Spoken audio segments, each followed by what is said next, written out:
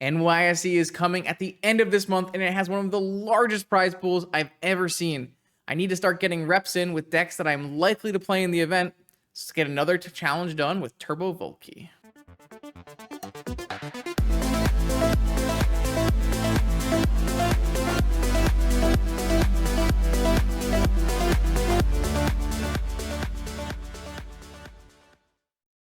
Hello, welcome back, Vintage Gamers. True Justin tryhard testing is happening for the next few weekends at least. I've got a tournament in Ohio coming up next weekend, and then at the end of the month we have NYSE, high roller, high stakes, vintage action. Both of those tournaments are going to be played with Modern Horizons 3 legal. The TSI will be proxies for Modern Horizons 3 as it hasn't come out yet, but I'll be testing some Modern Horizons 3 cards next weekend. So yeah, we won't have any streams next weekend, so hopefully we can build up a little bit of a backlog. I'll try to stream maybe during the week another extra time. But so it goes as follows: next weekend, road trip to Ohio. The weekend after that, we are playing in the Pauper Creator Showdown from Magic Online. Magic Online is sponsoring a big monthly, or maybe it's every month, or I think it's monthly creator streamed tournaments. So I will be playing Pauper for the first time in a very long time on stream the weekend after, and then the weekend after that is NYSE. So lots of Magic coming up in the future, near future, I should say. This is the deck that I am most interested in at the moment. This is Turbo Volkey. It is more of a combo / toolbox oriented Lurrus Saga deck. It's actually leaning a little bit closer to Lurrus Saga now than to Lurrus Combo with the inclusion of Wastelands. But I think if your deck has Lorien revealed, you can pretty much always play Wasteland. And if you can play Wasteland, Wasteland is completely broken Magic card. So definitely recommend playing Wasteland if you can. It's kind of just going to play a more artifact-oriented toolbox suite based around Oswald Fiddlebender, which lets you tutor for the Haywire Mite or the Soul Guide Lantern or the Top or the Needle, or just most of the time trying to get us to Time Vault Key. Also, you get to play the old Portable Hole. That's a nice one as well. One of the upsides to this deck is it has a pretty robust mana. Can play pretty heavily influenced by white cards. Main deck Caracas is quite good in the current format. Containment Priest is very good against Oath of Druids. So I actually kind of think I like this deck a lot against the field. It's much more of my style deck compared to playing like Blue-Black or Esper Lurrus Saga with those awful Bowmaster cards that are just so medium. So I really like this setup, and I think this is one of the better places that you will possibly be able to play a one of Vexing Bauble. I did a whole video, if you haven't seen it already, on my YouTube channel. Highly recommend that video. But I want to put a one Bauble on this list because it'll have the most versatility in finding and utilizing it amongst every deck that is going to play it as a one of. Obviously, if it ends up being a 4 of card, this might not be the best shell for it, but as a 1 of, I think this is the deck that will best utilize Vexing Bauble when it does appear on Magic Online. And it's very good right now as it is without the Bauble, so I'm pretty excited to play it in today's challenge. See you in round 1. Have you ever wanted to win your own real Black Lotus?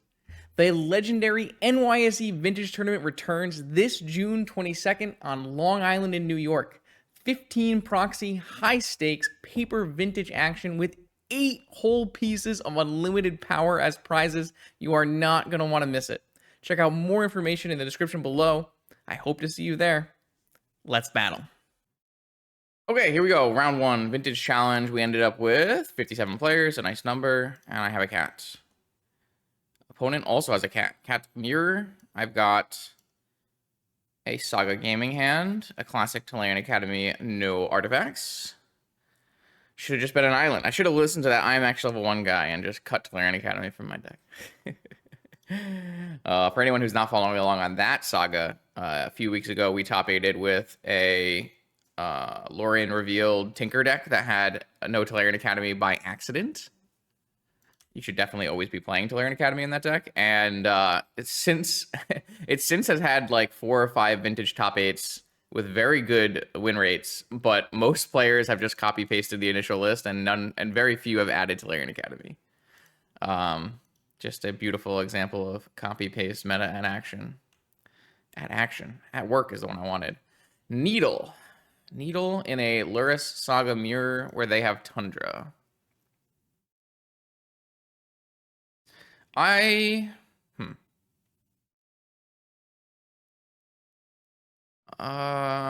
have questions.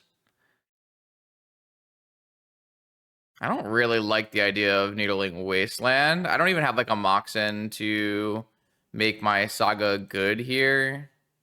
I think instead I just like playing Saga and passing and just using it more as a suspend / Wasteland target here. And that way I can Lorien Revealed for a Tundra anyways. If I was playing 0 Wastelands, then I think it makes more sense for us to go Saga Needle Wasteland. Or if I had a Moxen in my hand, then I kind of like Saga Needle Wasteland a little bit more as well. But my opponent's not really advancing the game if they're taking this turn to Needle. I don't think I care about mental misstepping a key. I don't think that's a big deal. Interesting, they have a Tundra and a key. I wonder if they're also on Vault Key or if they're on something else.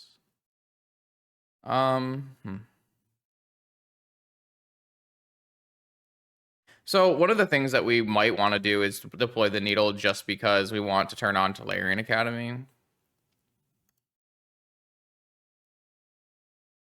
At this point, do we Needle Wasteland? We could even Needle Saga if we wanted to. But we have a Strip Mine. I think I'm going to wait. This is going to be probably a pretty drawn out battle, so utilize our resources the best we can. Thank you for the resubs from Senpai and Bender. So they do have their own Saga here. Yeah, but I think I'm strip mining before dress downing, right? So this is another thing we're testing today. I have the Haywire Mite still in the deck, but I've opted to play 0 lands that tap for green.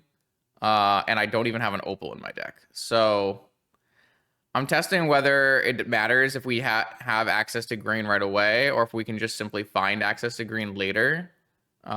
Typically, I've been playing, instead of a second C, I've been playing a Tropical Island. And then some of the originalists used to play Spire of Industries. But just a thing we're testing today. So obviously, I would have never fetched a Tropical Island off of this Lorien anyways, so I wouldn't have had Haywire Mite active anyways. But what Haywire Mite does do for me is it gives me an artifact right away for Tolarian Academy, so...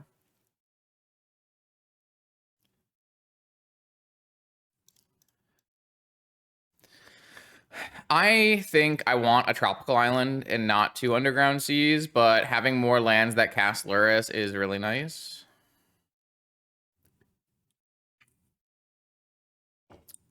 And maybe with the 1 Opal. I cut the Opal because I cut like the PO elements of this deck. I cut the second PO, I cut the Manifold, Mana Vault, and I cut the Opal to play a little bit better Magic cards. Don't know if that's correct, but that's something we're trying today as well.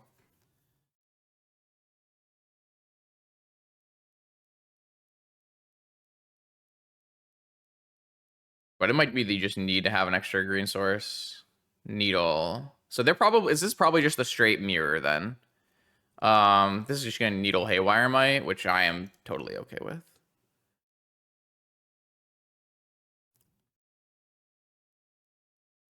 Sweet. So I think every card... If we're playing the mirror, then Needle's going to hit symmetrically, and it's going to be a little bit of an interesting card to play out. All right, well, now I think I am needling Wasteland so that I can not get my Academy exposed too hard here. And I don't need to like Needle Saga because I have a dress down. So this is going to be quite the mirror. I think this mirror is pretty interesting. Both decks being toolbox decks where our hate pieces are kind of symmetrical. Ooh, Vampiric Tutor. What would you get if you had a I mean, the only card that I can't answer immediately is Urza Saga, but I have a dress down. So I kind of feel like letting them Vamp Tutor is fine. I feel like Saga might even be their best tutor anyways, but I don't know. This is like a pretty reasonable mental misstep cash-in as well. Strip Mine would be rough. Strip Mine would be less than ideal. It's true.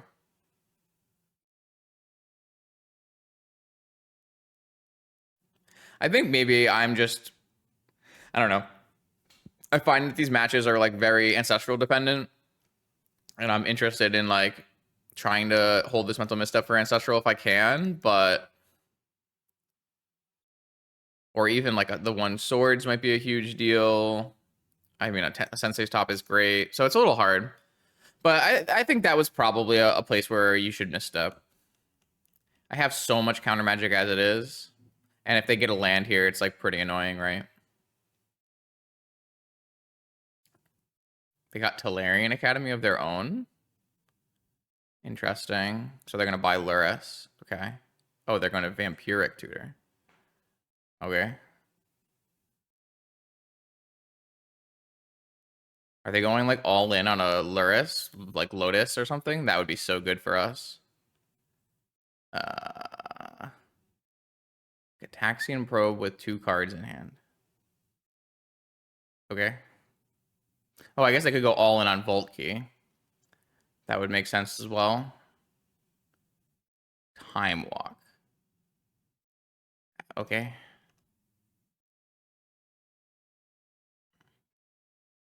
So I'm not exactly sure what they tutored for there. I think the Vamp got a Tolarian Academy. What did the Demonic Tutor get, though? Is it just a Time Vault? And they're going to try to beat our Double Force and then play Lurrus on the back end? Black Lotus, 2 cards in hand. Put Lurrus in hand. Okay. Playing Lurrus, 2 extra cards in hand.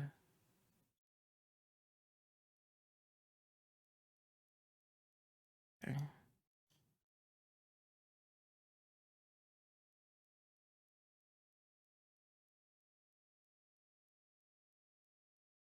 Okay.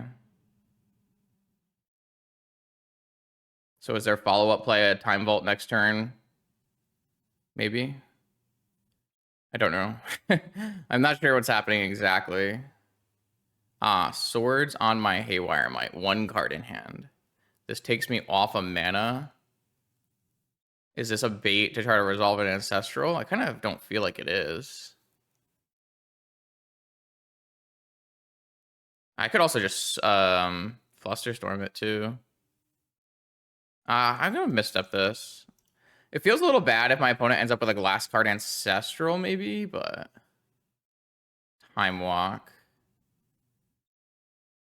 I guess we Time Walk. I don't feel like I have to Time Walk.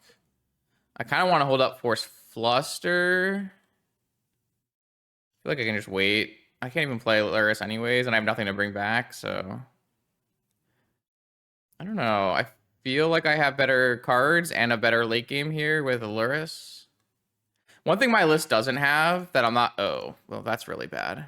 Is I don't have like a way to return Lurrus from the yard. I mean, them drawing Saga here is nuts. That's got to be the best single draw in the whole deck, so... Now I'm in trouble. Soul Guide Lantern. Let's see.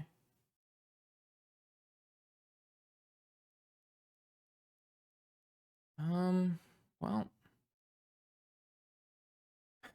I used my dress down and pitched my dress down to force. I can take the Lurrus out of the yard in case they have some Mirror Breaker stuff here. And then I'm gonna crack. I might Time Walk. I'm gonna Time Walk. I don't think I'm gonna crack either.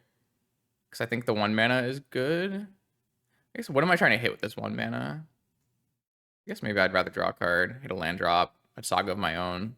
Balance. That doesn't do anything. That one is not very good. Might be good later, though. Ah, there we go. Yes. I needled my wasteland. Perfect. Symmetrical. The good news, I guess, is I have a Haywire Might that can block and then rebuy with Lurrus later, but they have a key. So technically they could just make unblockables.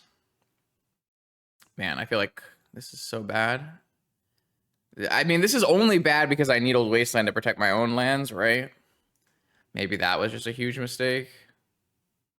I also can't even play this Lurrus right now. I guess the end-all be-all is eventually I can balance away the 2 constructs, so I think it'll be okay. But I guess they won't if they just attack only with unblockable, then there's a problem. Another Wasteland. I love this deck.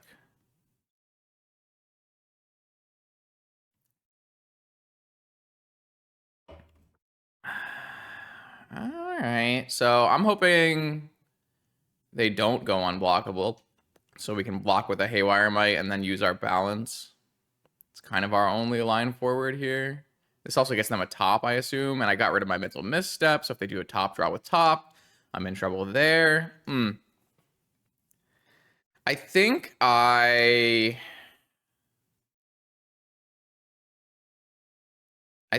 played this game badly. Oh, they're just going to go for a lantern so that I can't do Lurrus loops. Okay. It feels like I played this game poorly. I do have a second dress down in my deck, but I did exile one of my dress downs because I don't know. I felt like I wanted the counter spells more because I felt like they were. It seemed to me like they had set up a redundant combo avenue, like where they went Vamp for a combo piece and Demonic for a second combo piece, so I'd have to counter all of their things. But I don't even think that's true. I think they like vamped for Tolarian Academy and Demonic for Lotus or something, and then just like got their Lurrus countered. Another Haywire Might, but theirs is turned off. Okay. All right, this is the best possible outcome for me because I can just balance away this board. The one problem with balancing away this board is I lose a land and I lose a card in hand. Maybe even 2 cards in hand. Sensei's Top. Okay, so I will play a Sensei's Top. And then I will play a balance.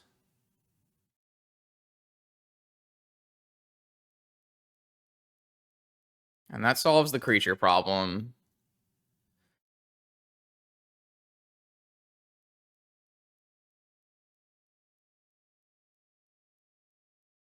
I'm going to keep my Tundra and my Tolarian Academy and one of my Wastelands. And then I'm going to keep Force and Lurrus. And they're going to lose their creatures. Okay. And then I have the ability to spin into a Force here. I mean, my opponent has Threatening Vault Key at any point as well. They can probably crack this Soul Guide considering how bad my yard is. Yeah.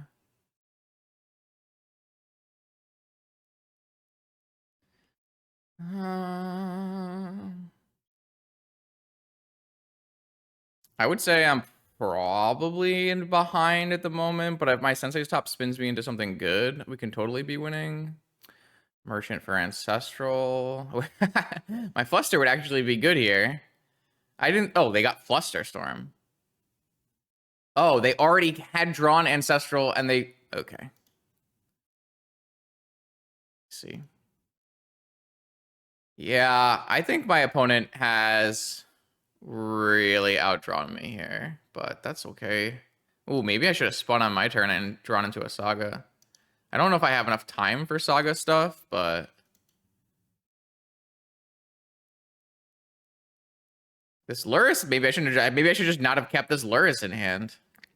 Damn, I don't know. This game's weird. My opponent has cast most of the restricted cards in their deck, though. I would say I'm very much on the back foot here.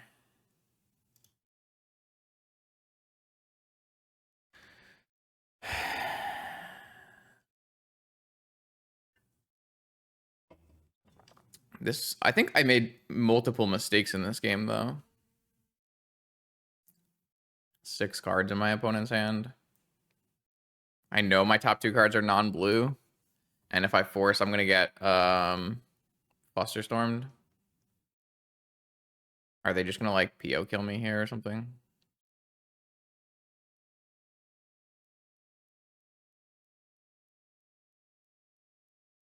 I don't know. I think we're going to lose. because my opponent has stronger magic cards. So my spell would be 4. 1, 2, 3, 4. I can't even force this anyways. Well, the problem is my opponent has 7 cards in hand is the problem. I'm not going to be able to resolve any more spells this game. Like, I do have Vault Key coming, but it's, like, super slow, right? Technically, they have only one way to kill a Saga from here is a Strip Mine, but that's not even, like... I don't know. Like, I'm going to lose the Time Vault Key in this game, right? And they can also, like... We're playing the Mirror, so they have Oswald, so they have multiple ways to find this Time Vault Key. I mean, they've also just... I don't know. They're just turbo drawing through their whole deck here. And there's, like, not much I can really do about it. Yeah, alright. So this just kills us. Because they have Flusterstorm backup no matter what. Yeah, I don't know. I definitely made a bunch of bad choices in this game that did come back and haunt me, but, like, I also was just drastically outdrawn in terms of power, right?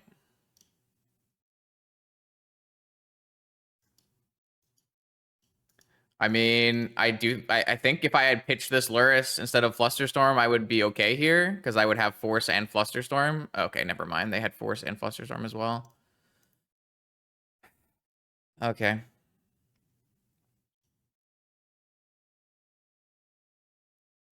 Damn. How do we want to board? I like Negation a lot. I mean, I don't really even like Second Needle because everything I hit also is bad for me. Actually, I don't even know what we want to do change-wise here. I don't really feel like I should change anything here. These all seem good to me. I just like a second negation because if you hit a Time Bolt or a key with negation, it's really hard for the opponent to win. But not like super hard. Like they can just draw more cards than you. So it's not like the end of the world, but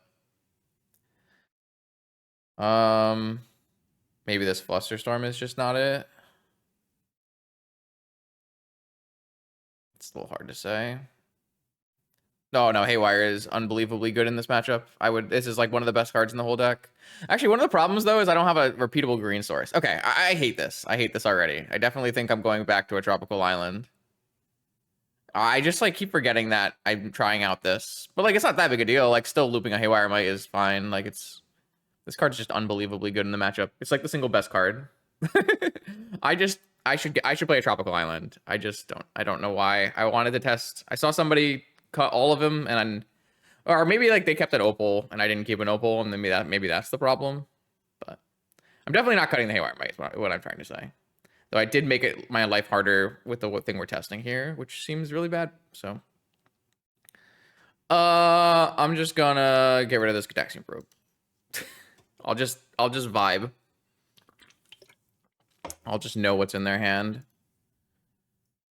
I don't really like playing more swords, no.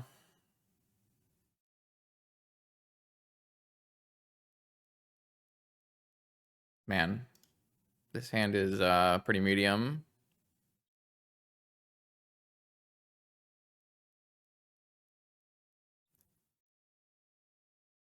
Yeah, I don't know. I think that the worst thing you can do is play Spires, but this seems really bad as well. So I'm gonna probably swap that back out for a tropical island. Like I don't want to play Opal. I feel like Opal is terrible in this deck, but I would really like to not play an Opal if I could help it.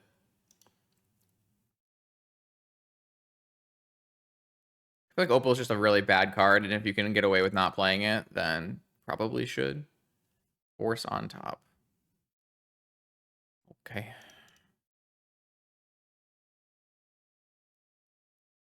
But yeah, it doesn't really look like I'm going to be able to crack this Might as much as I thought I would be able to, so. Spire? It's a terrible card. I don't want to play Spire at all. It's not, it's like you're playing a Lorien revealed deck. You should be playing all the islands you can play. Spire is a pain land that is sometimes a colorless land when you don't have your artifact draws. Like it's not good. I'm never playing that card. So my opponent drew force.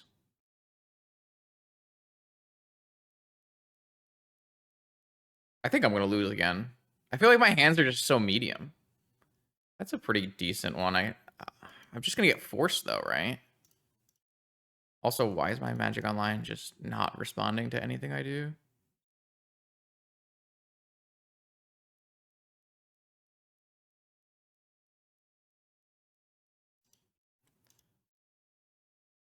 It's the first game.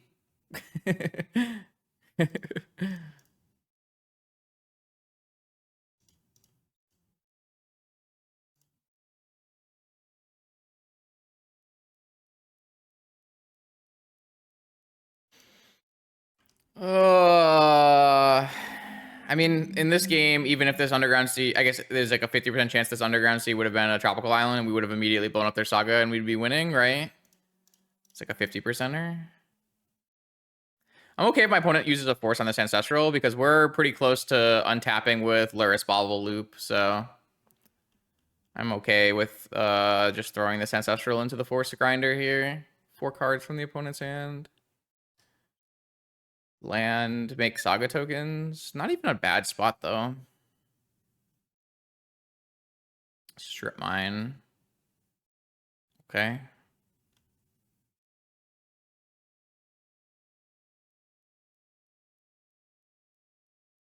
Repeal is great against saga tokens. I'm pretty sure I'll just go shields down on this Caracas. They have a strip mine anyways. We'll just go Lurrus, play Lurrus, and start looping a Bauble and make them beat it.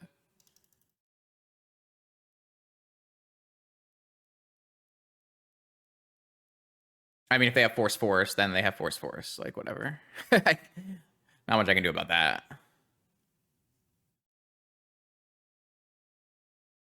They just have force? Alright, okay. I have 1 card in hand.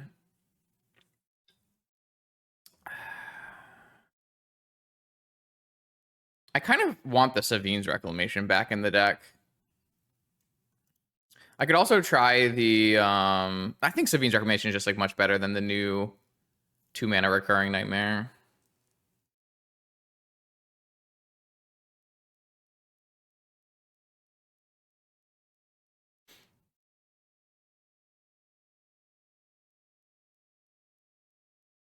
That's fine. Like, there will be instances where Spire is better. That's fine. I'm just not going to play that card. I don't think that card is good. I think that card is a huge trap. I mean, it's better than playing Glimmer Void, which is what they were playing before I convinced them to play Spire at least over Glimmer Void. But, like, Glimmer Void is an unplayable Magic card.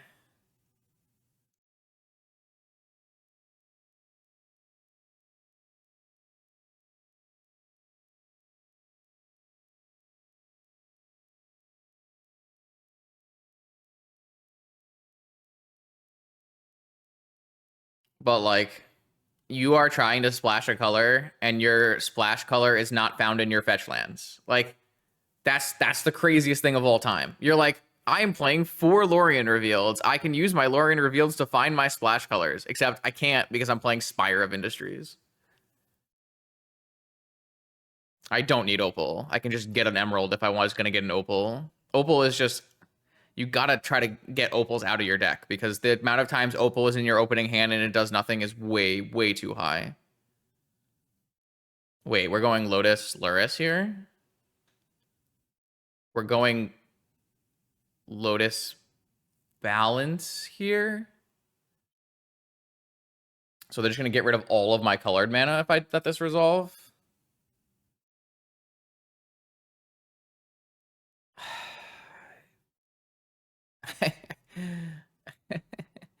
Alright, well, I wanted this repeal for this construct token, but...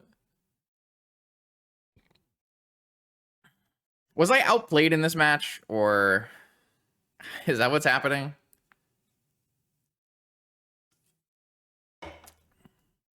Blue? Oh, come on!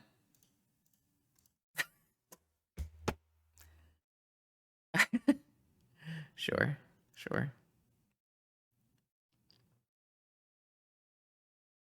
I mean, that's been twice in a row, right?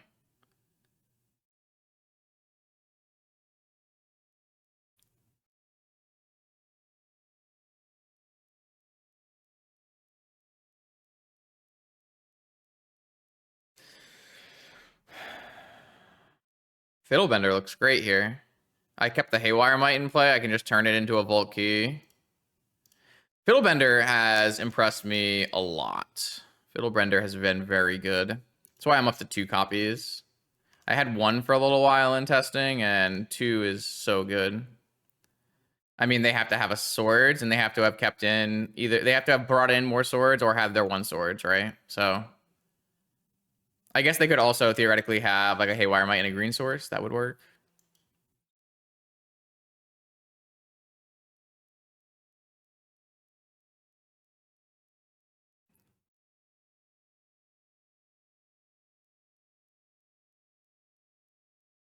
Yeah. So far, the things that I'm thinking about are Underground Sea, swap back for a tropical island, and try to fit a Savine's Reclamation somewhere. It's really hard to fit a Savine's Reclamation, though. I don't know how I would do that.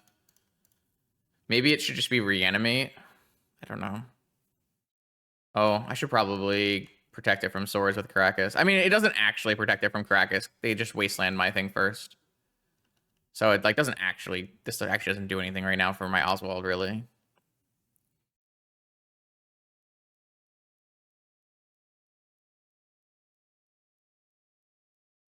Well, I mean, yeah. I mean, I tried something and it was immediately very bad. So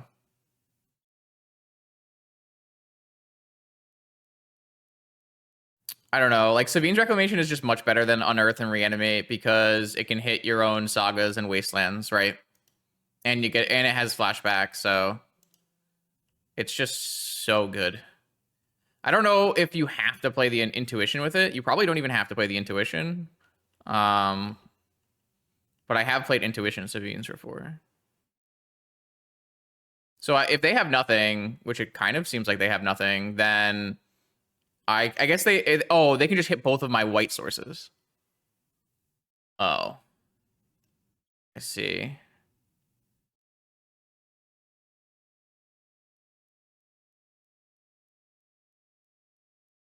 Yeah. Okay. All right. So now I need to draw a Lorien Revealed or a white source. I'm at 8 because I keep losing all my flips. All right. Sweet.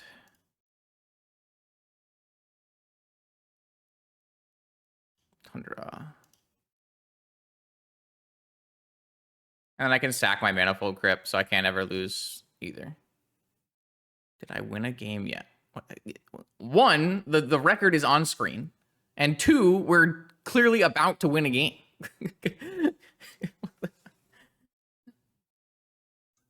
What's going on with Twitch chat today? All right, I do think I might board an extra sword. So shout out to the person who said board an extra swords, and I said no. So you get your kudos here. I don't know what I want to board out though. I feel like all my cards are good. Like what would we even take out? All these cards are super important.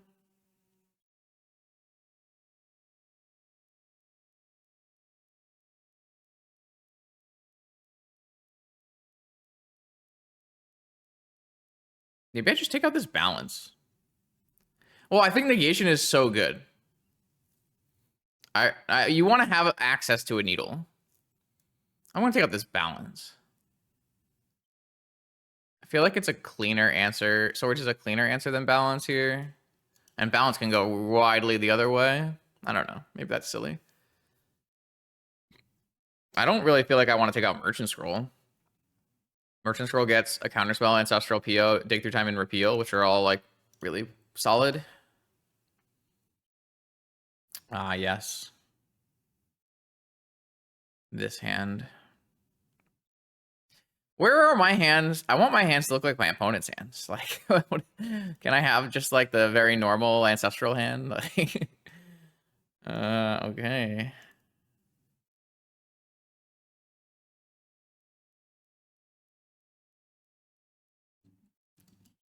I don't even really like Force in this matchup that much. What?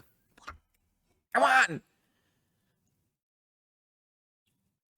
Give me some of that. I want share. Yeah. Exclamation mark Lorian. Lavinia? We're playing Lavinia? Okay. Sure. This is the most illegal thing of all time. It's so illegal. It's actually crazy. Well, we do know these can just be replaced by baubles, right? I guess maybe not, because this is not symmetrical. Oh boy. I don't know. So they cycled a Soul Guide Lantern and cycled a bauble. Cool. I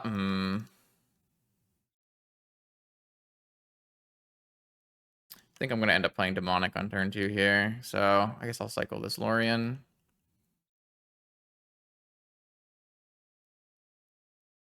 I mean, is Lavinia even that good here? It's like fine. I did board in extra swords. Okay, sure. I guess I made the right play here and searching up a land and playing around Wasteland. They should buy Lurrus here, and then they have Black Lotus. If they hit the white source, they have looping baubles, and we lose the game. That's fantastic. And I drew a negation, which is dead. Fantastic. I think we're gonna lose. 1, 2.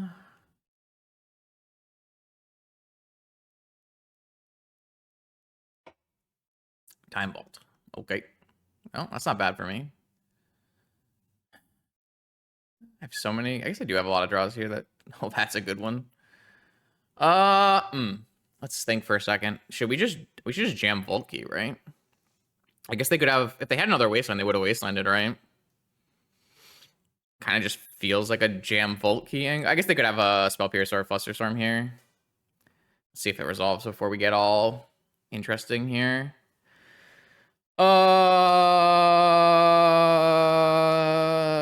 Yeah, I mean, hope and pray. Hope and pray. I mean, we could just get a Caracas and bounce Lurrus and Lavinia over and over again. I'm not actually sure that's good, though.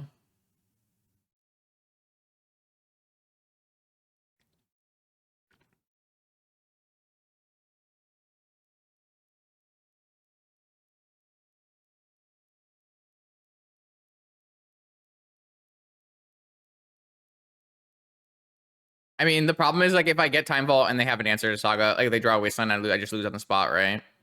Like, how am I coming back from that? But maybe that doesn't matter.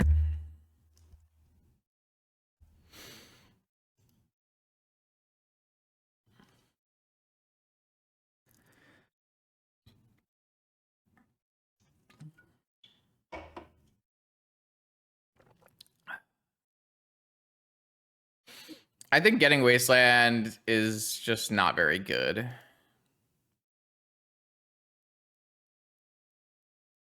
So now they just need to hit a green source, and my play on is bad. Another Saga.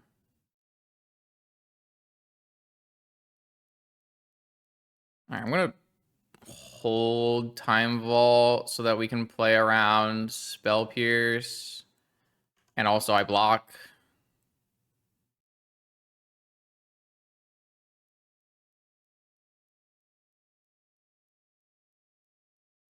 Oh, they skipped a turn? What? I don't think that play is good here. In fact, I think that play is very bad here. That doesn't make any sense.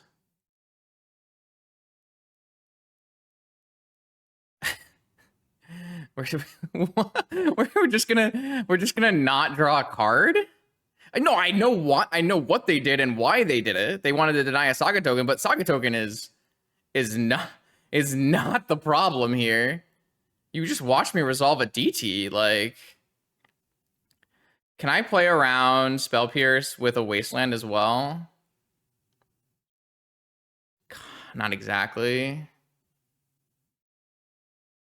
I guess I can pay, right? I'm just like wondering if I play an Academy. Well, if I go to second main, I don't have any mana, so that would not be a very good play. I have a floating mana at the moment. So like I could play Wasteland and use the Underground Sea and play a Time Vault, and I could pay for Spell Pierce. I could play a Tolarian Academy, which like super pays for everything. I could even have a negation up if I play a Tolarian Academy. But I'm trying to like win the game. I'd like to be able to have a fallback plan that Wastelands the Tundra. We're not spinning top first. What are these? What is going on in chat today? What is happening? All right, I think I'm gonna play Academy.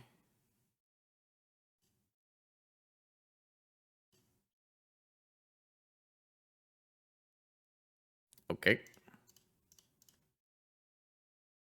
Oh, I guess they have a Time Vault turn. Does that matter here?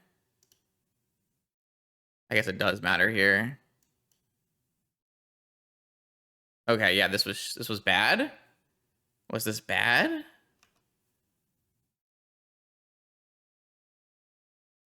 Because now they just take it back and they can win with 2 turns in a row. Or do they have 2 turns in a row, or do I have a turn and they have a turn? This is why I wanted to Wasteland. I feel like I fucked up. I should never have even... I should have just done exactly what I thought I should do, which is play Wasteland, play Academy, and then Wasteland. Yeah, but if they draw a Time Vault, if they draw a key here, I lose.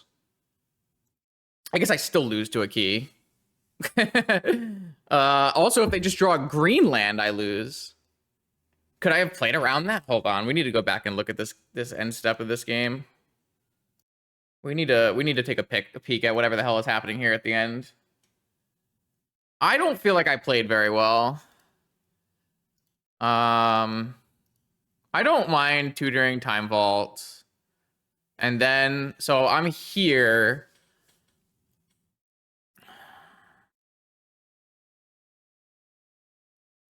I guess I should have made a construct so that opponent doesn't do the stupid untap thing.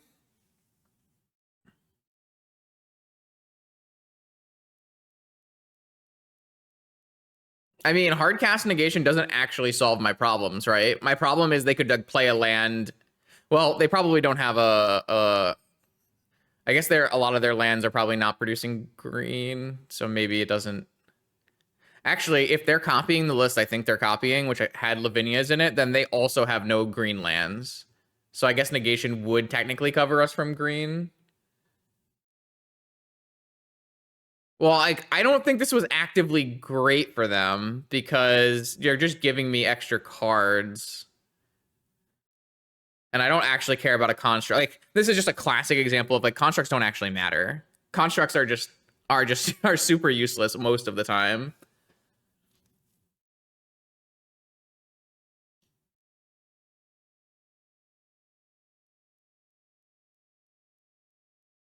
Yeah, but if they just like don't take an extra turn, doesn't that just push the problem off until later?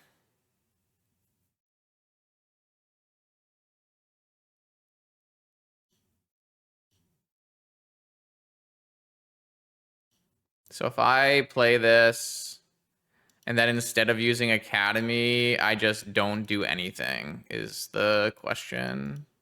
Why can't I just... is it so different that in 10 seconds I can't even...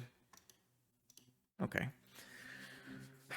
Can we just play Time Vault and pass? Does that really help us? I guess what it does is if they ever use their Time Vault, we immediately use the Time Vault, unless of course they play something that we have to negate, they negate, and then they take an extra turn and they beat us again that way. So maybe this line is good. Untapping Time Vault is maybe good.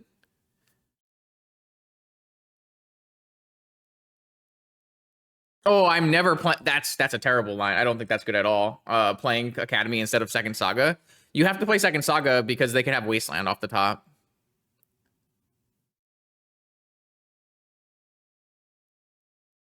Like that would be crazy talk. Like you are 100% of the time every single time playing a Saga here. There's just no way you would ever play Academy here. So that's no good. This is 100% correct. It's not close. I just like got a little thrown off because I didn't expect this. Like, I don't think the denying me a construct matters. But I do think that having an active time vault activation in response to vault key matters. So that is something I didn't see right away.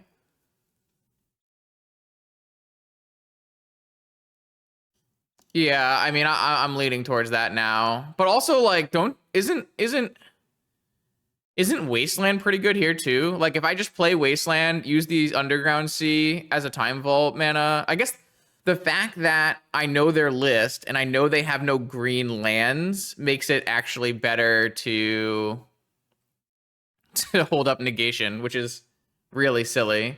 Like this whole sequence wouldn't be true if they could Lorien revealed for a tropical island. Right? If you just simply had Lorien revealed for a tropical island, then my whole sequence, like, I have actually no way to stop that. All right. I think we're sold on the tropical island. Is everyone sold on the tropical island? Yeah, sure, Spire, but then you have to draw exactly Spire when you could draw one of your 4 Lorien reveals. Like, it's so much better. And you can still draw your tropical island the same manner you can draw Spire. So you're just like 6 timesing the amount of green lands in your deck. Well, so I know the reason I know the person who lists they're copying, and I know why they took out the tropical island, because at the end of my video where I played Turbo Volkey to a challenge finals, I had a tropical island in my deck and it lost me the game where I couldn't cast a Lurrus. And so at the end of that, I was like questioning, do I still want to play a tropical island because it doesn't cast Lurrus? So that's why it got cut from the opponent's list, and that's why I was like, oh, maybe I can try cutting it from my list as well. Like, I still have an Emerald. I can search an Emerald out of Saga and have permanent green mana. But I don't know. All of these things have upsides and downsides, right? It's not always 100% of the time better in every situation. That's just not how Magic works most of the time. Okay, here we go. Round 2. Lurrus. Yeah, here's my Ancestral Hand. And some Moxen, too. No Lurrus from the opponent, so that could be pretty scary. Could mean Dredge, could mean Jewel, could mean Oath. And I don't currently have a counterspell in my hand. I don't really feel like I'm beating an Atraxa even if I dress down an Atraxa, so I mean, I could. So I probably will try to resolve Ancestral on their upkeep here. We have 5 forces to draw to. They just force back. Okay. Force pitching Oko. Okay, so it is going to be Oath of Druids. I don't think I'm playing a Cage, right? I'm not playing a Cage, but I'm playing 4 Containment Priest. Okay. Sure. This is going to be a Duress then. A Thoughtseize, I guess. That's a Thoughtseize? Okay. I think it's a Prosperity, actually. So we lose our dress down here. Oh, we took our Pio. Really? That is wild. Okay. Oh my god, I have a Caracas. I doubt I'm on the exact same 75 because I made changes to my list this morning, so.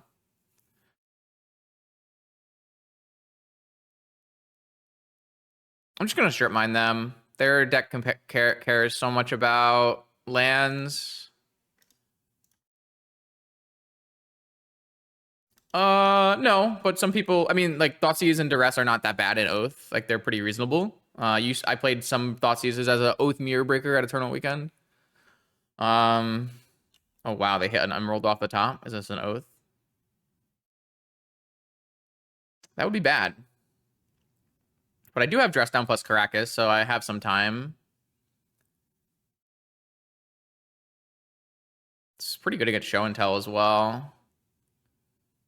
All right.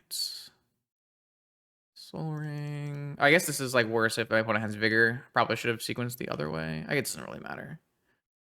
I guess I'm holding open Dress Down, so I'm not buying Lurrus here. Anyways, Lurrus doesn't do anything because I don't have anything to loop anyways. That's fine. So what we're gonna do is hold up Dress Down. We have to. I guess we don't have to hold up Dress Down because if they're going to, I was gonna say we don't have to hold up Dress Down because if they do play a Show and Tell, we can put Dress Down in off the Show and Tell. I was thinking we might want to cast Dress Down so that we can put a Caracas in off the Show and Tell. But that actually seems way worse because they can just have a counter spell. So this, I should have bought Lurrus then.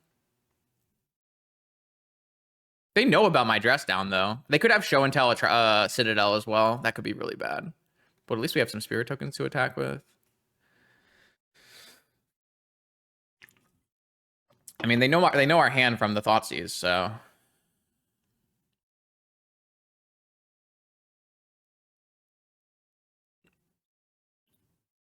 Is this actually a Delve spell? Wow, that's a little interesting. So they're on a pretty interesting list. I should check out their list. I find it very hard for Oath in its current form to play a Delve spell. It is just very challenging to hit the cards required. They're just playing one Treasure Cruise and some extra Thoughtseizes. It's a very odd list. Okay. Sensei's top. They do not.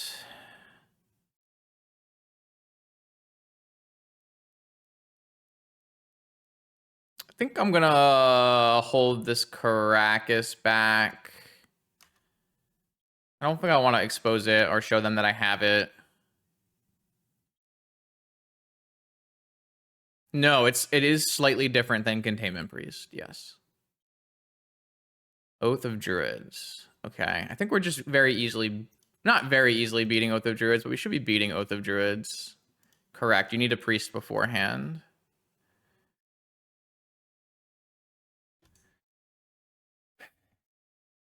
I guess Dress Down will kill our construct tokens, though.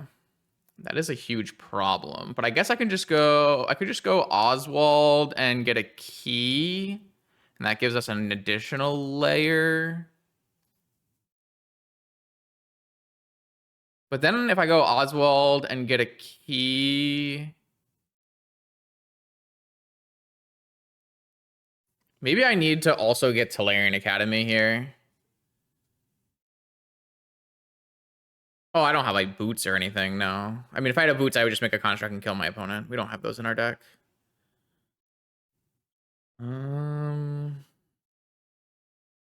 I'm thinking about losing my top and getting Academy and Fiddlebender. And that way I have a lot of agency. Though I guess there's like no, I mean, the only reason for me to make a construct token here is to get an extra damage in. So maybe I don't even need that because I'm going to Dress Down on my opponent's upkeep so that the Atraxa doesn't trigger.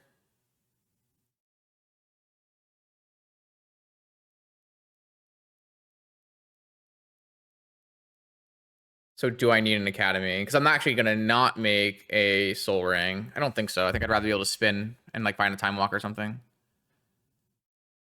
So I do want Oswald, and I'm going to draw my Oswald, and oh, I need a blue mana. That's why I wanted the Academy. Okay. I will just draw the Academy then. So in that case, I can just make the construct token, right? Because I'm going to have a ton of mana. Just take the damage.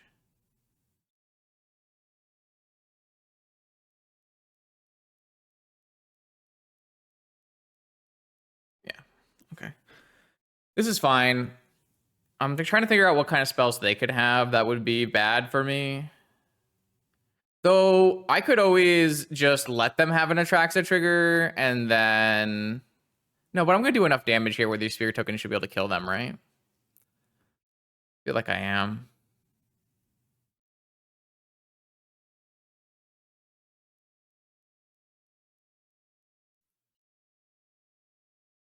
Yeah, if we had an Emerald, we could get a Haywire Might. It's true.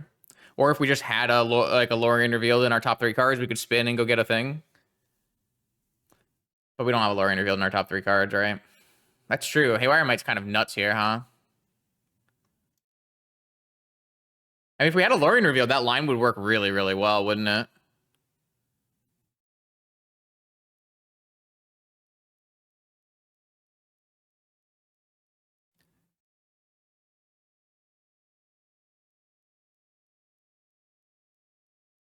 Yeah. Well, I mean, we're just postulating if I had one of those. We'd have a lot higher chance of this line working.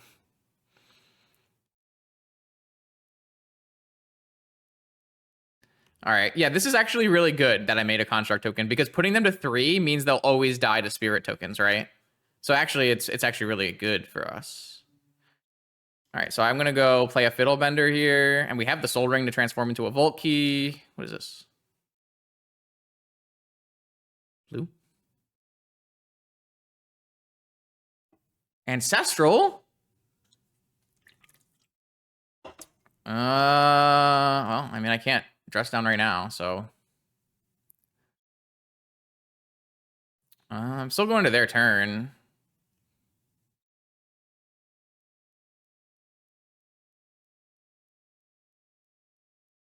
I also have unblockable with my key, huh? That's interesting.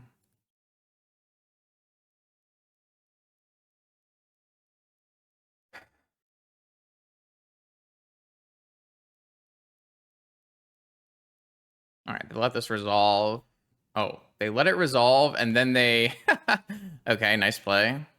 Had the Besiege you. Could get a drop off this.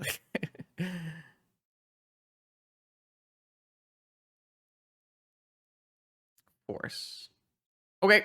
I mean, we still have the Caracas, which they can't interact with, so...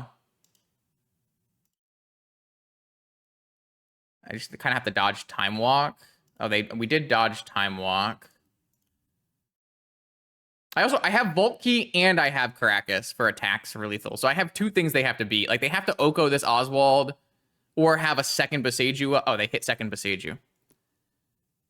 Okay. I don't think they're going to cast anything in their upkeep, but... So my opponent hit Force, Atraxa, blue card, Moxen, Beseiju, Lance, Strip Mine. Seems good. I still think we're winning from this spot. They have to answer at least 2 things. I think this Caracas is just too hard for them to beat because I held it in my hand. If I had played this Caracas at any point in this game, which was an opportunity cost that I chose to not play this Caracas, right? They would have been able to Strip Mine or Beseiju my Caracas, right?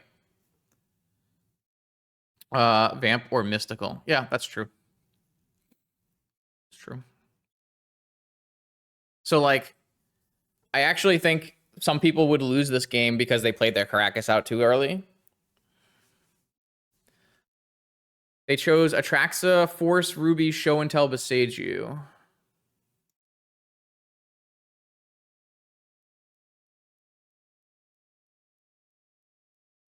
Okay.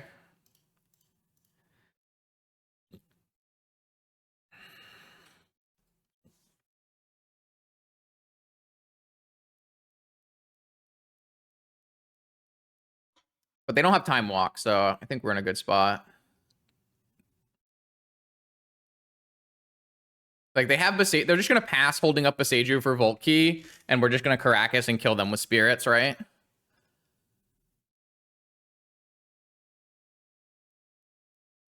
Are they playing another Show and Tell?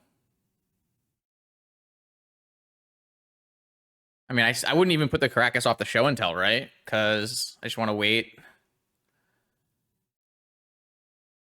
Or is this Oko turn off Fiddlebender? But then you can't use your Beseiju. I mean, they're stuck now. They already used their Orchard. You can't go back on Magic Online after you use your Orchard like this. So it is Oko. So they're just going to turn off Fiddlebender.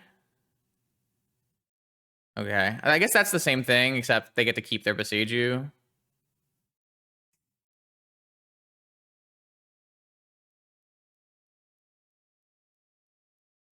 All right. So this main deck Caracas is giving us a free win. You love to see it.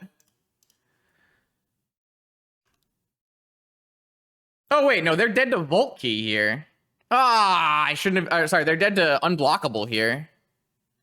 They have to they have to do something about this key, not about this Oswald. I shouldn't have shown them Caracas. Oh well. I feel stupid. This has got to be an incredible matchup because I have 4 Containment Priests. Just turns off their entire deck.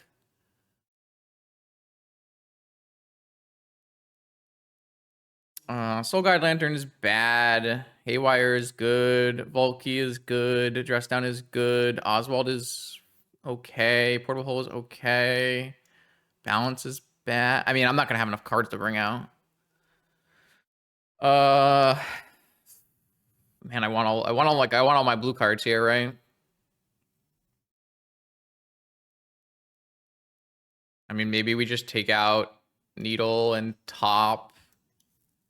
Like, they could bring in Null Rod here from the sideboard. I wonder if we just take out a Volt Key. Is that crazy? But at that point, why would we need Oswald's, right? Well, I'm like a little... I mean, they don't really have counter spells that stop PO. Oh, you think they have Vigor? Oh, I guess this version is playing 2 Null Rods, 2 Vigors, Abrupt Decay. I mean, I kind of want to take out, like, Time Vault Key before I take out PO, but... I don't know, my whole deck is based around Time Vault Key. It's a little sus. Seems fine, though. Do I want more Swords to Plowshares? Like, I definitely want a Swords to Plowshares, but I don't feel like I want more Swords to Plowshares.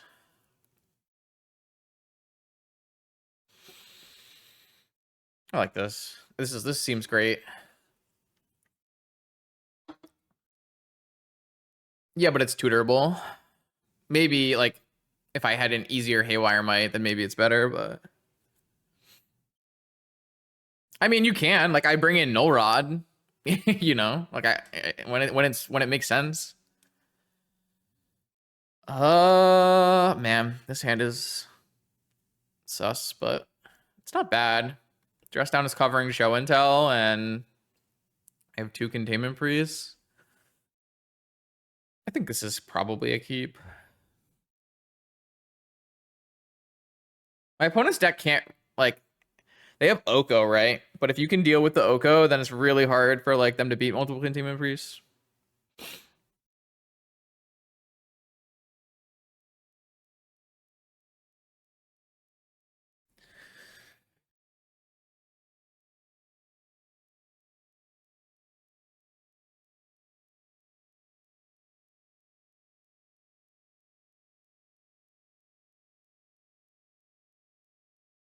I don't really feel like Modern Horizons 3 is going to shake anything up, but I'm always excited for new cards, so... Like, I couldn't even find enough cards to make a Modern Horizons 3 video about, you know, I just, like, I gave up on making a Modern Horizons 3 set review because I just didn't feel like it was worth the time. There was only one card in this format that I thought was, like, very interesting to talk about, so just made a video about that instead. Time Walk. Could you really use a Moxen here, really? My opponent tutored Ancestral, and they have Duress. Can we be serious for a second? No, I mean, I like strong stats. I like...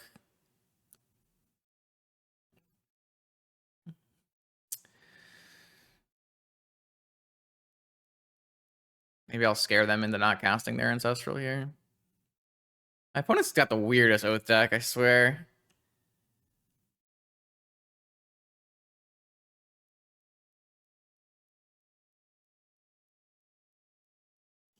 Flusterstorm. Just kidding, I don't have Flusterstorm. My bad. The duress has been great. The duress and the thought seizes, they've been great. They have a treasure cruise coming too.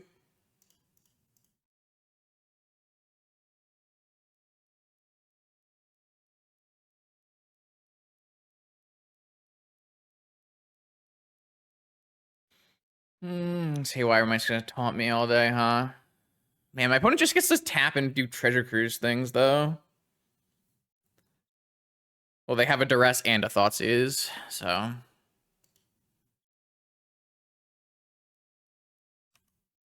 All right, I'm just gonna pass and start playing Containment Priest, right? I don't know, like I kind of need to get a force for an Oko though.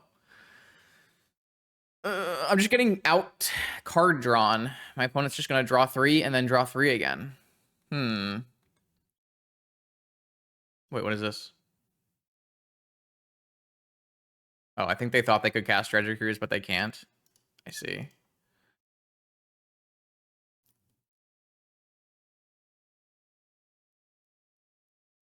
Maybe I should have just merchant for Ancestral.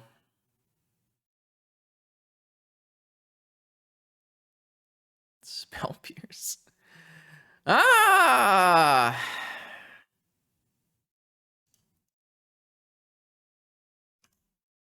I need a land.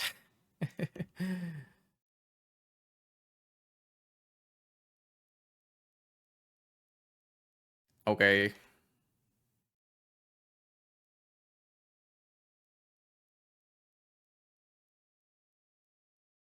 I mean, I got this is shock plus cycle. It's even better. It dealt 2 damage. If they drew a land, I would just like be able to spell pierce their treasure cruise, which is like all they have going on anyways. And if not, I can just end up. I'm playing blue white flash. Little blue white flash action. Sure, you got it. Force my Containment Priest. Land? Okay, that is like a land. I'm gonna make the same play though, because they seem really keen on casting this treasure cruise.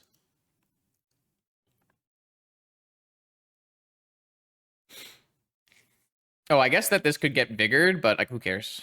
That is not a problem.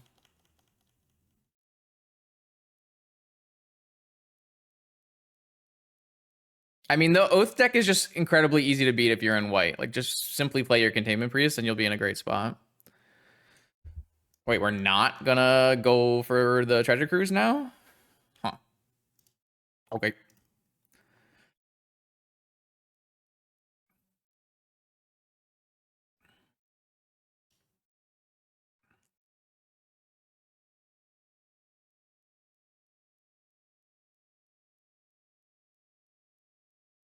So I guess we would just go merchant for an force, maybe? Guess we're gonna get a force here. Don't feel like we need Ancestral. We have all the cards we need to win this game.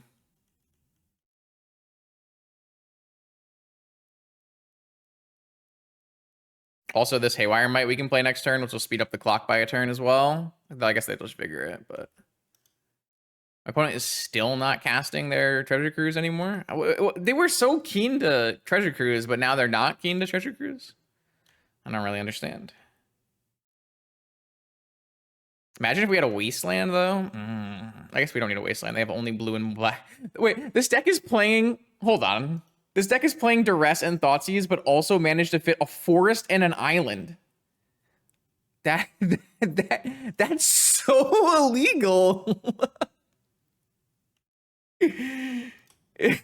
That's crazy.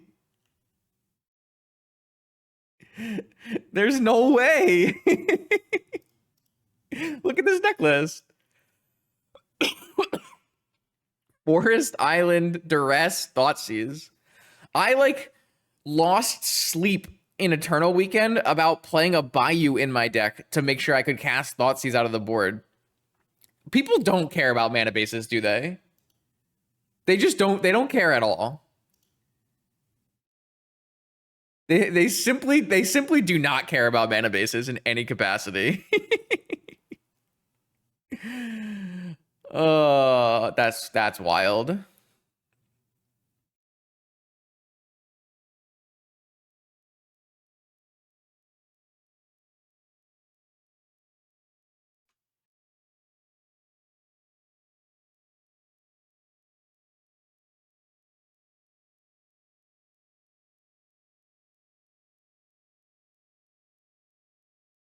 Okay. Containment Priest is so good in this matchup. Wait, a Veil of Summer? Maybe stop playing Basic Island in your deck. I not to shit on an opponent here too much. Because I understand like I understand the urge, but like I played zero basics and just in my oath decks because I think you have to make sure you can cast your spells. So all right. Here it is, round 3, 2-0 so far. We're up against Bizarre Expert vintage MTG YouTuber Fire Truck. Make sure you go check them out on YouTube.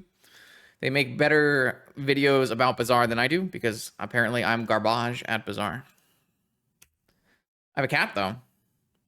I have a turn 1 Lorien against Dredge and a Vampiric Tutor, but no black source besides Lorien.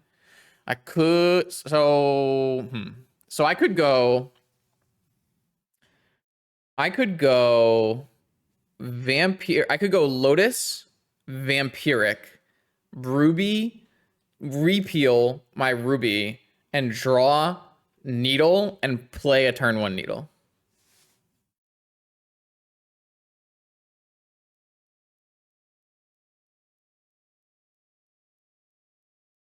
And they're not playing main deck Vigor, but they are playing Mental Misstep, 3 Negations, and 4 Forces.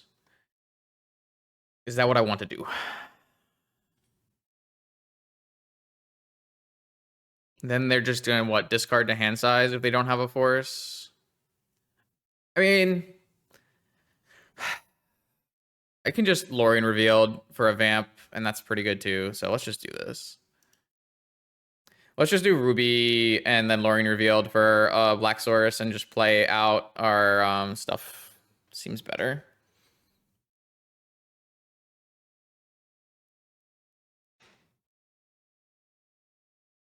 It plays around Grief pretty well, but I don't know. Like, is that good enough? Like, is Needle after my opponent's already activated good enough? I feel like it isn't, right? It's tough. Dredge is so powerful.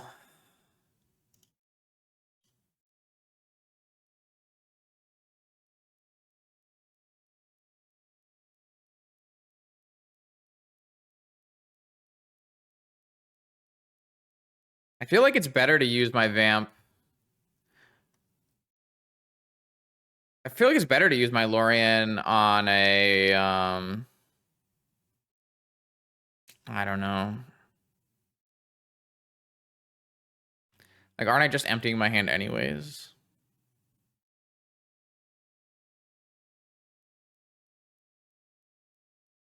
I kind of hate this line I took. I don't really know what... Should I have mulligan, though? Was mulliganing really what we wanted to do here? Vamp for Wasteland, yeah. Oh, they're on Squee. Okay. Well, that changes things, doesn't it?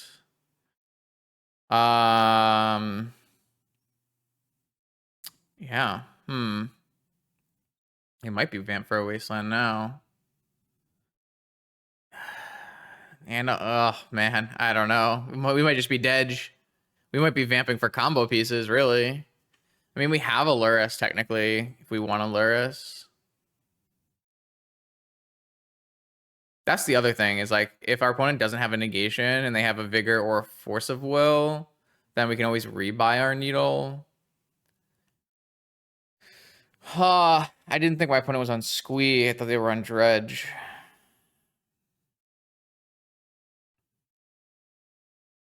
I mean, okay, sure. Yeah. All right, well, now we're just on the Lurrus life.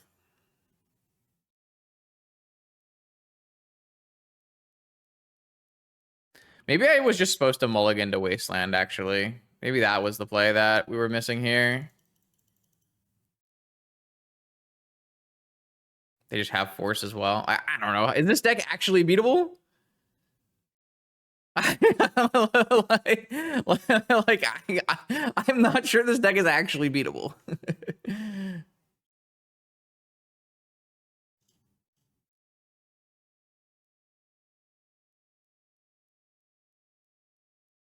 Yeah, maybe it's my fault. I should mulligan for a Wasteland hand. They only kept 6. They didn't even keep 7. And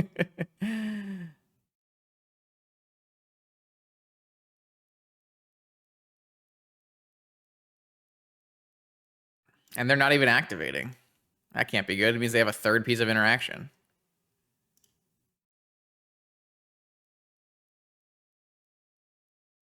I don't know, man. This Squee deck. I'm really happy Vexing Bauble is coming out and Squee will get worse, because the fact that Squee exists is a blight on mankind.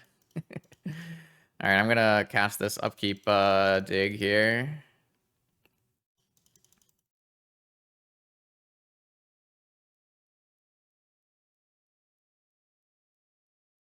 I feel like I can win this game maybe with a Vault Key plus Force backup. I feel like that's our only out. I guess balance is okay. Balance is not really okay.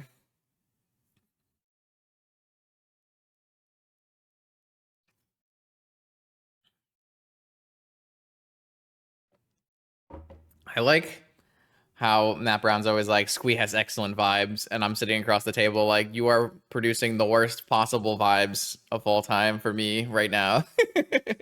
Not Matt, just freaking Squee. Demonic Saga? Is that really what we're taking here? It's like so late to be trying to get a Saga going. I guess we could technically have Urza Saga, Demonic, and Time Walk. So, yeah. Kind of wanted to see Volkey there. What's the guy to do?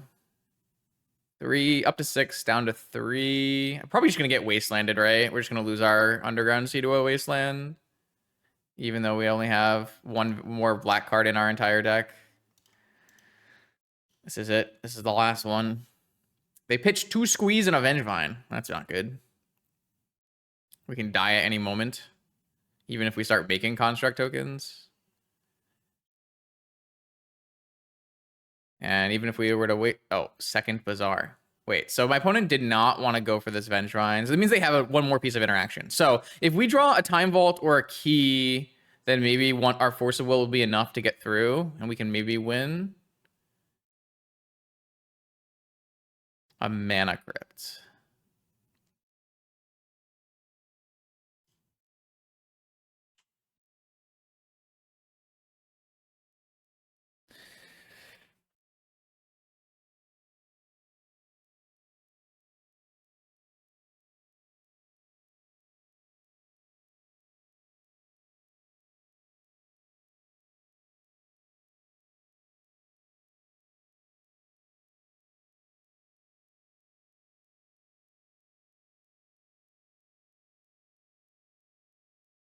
If I had an extra Moxen, I would go for a Pio here, right? This is like the kind of spot where Pio looks really good. If I had Moxen, I guess. So maybe Intuition looks better. Savine's pile. I mean, not really. So my opponent has double Bazaar, double Squee. So after they use their piece of interaction, they're gonna like draw 3 cards, 6 cards every 7 cards every turn. So like, yeah, I can Swords the Hollow one, but that's not actually like accomplishing anything towards winning the game. We could just go Needle and Needle both Bazaars, and that would work. But then I have to beat the board, and I'm taking 6. I'm taking 6. I just like don't think I'm beating the board, right? Because I can't actually prevent the 2 Root Walls from killing me.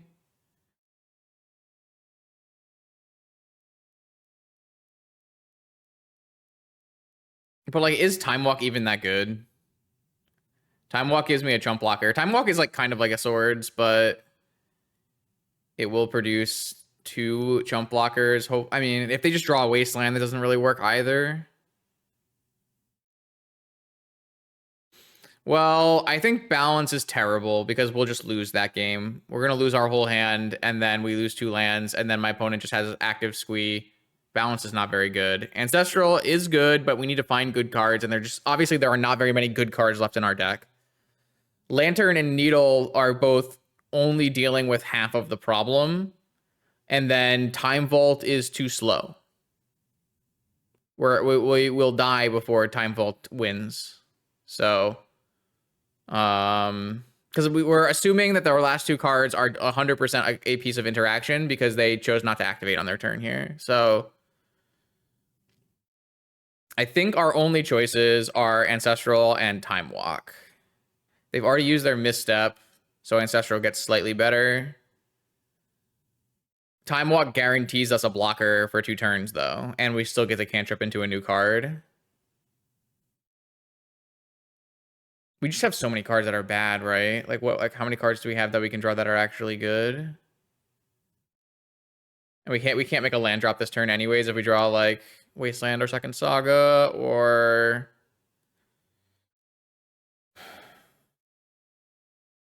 because what Time Walk does that Ancestral doesn't is Time Walk lets us chump block immediately the hollow one, which will give us time to draw. I think it's just Time Walk, which was my original plan, but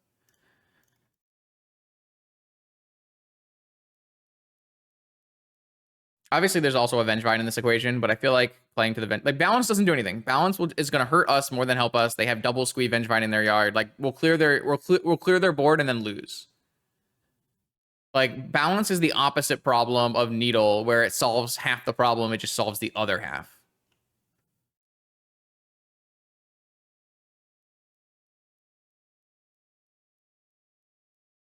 Lotus Petal. So if I play Lotus Petal and Mana Crypt, I technically can block and kill the hollow one. And I also will have hard cast Force, kind of. I don't know if that's worth it. I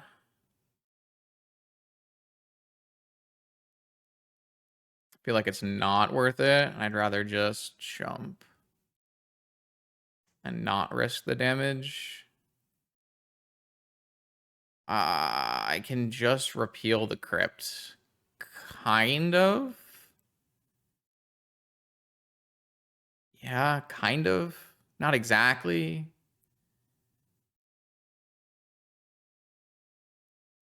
But I mean, I have to hardcast Force off of Petal anyways, and it's going to make my construct not kill them.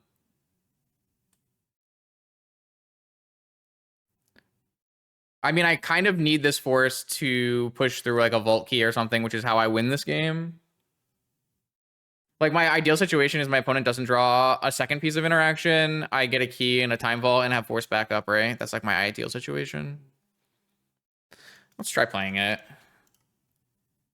Well, I kind of need the blue card for Force to like make the plays that I want to make.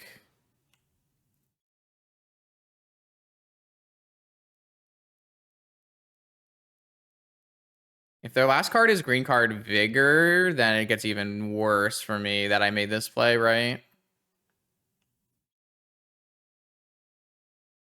Okay, it's not.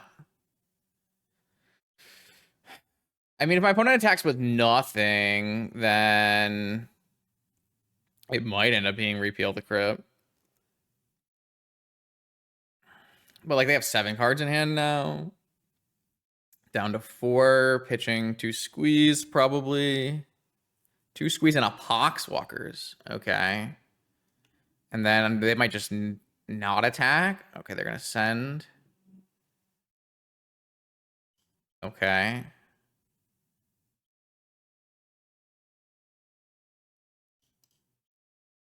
I mean, if this works, that's sweet.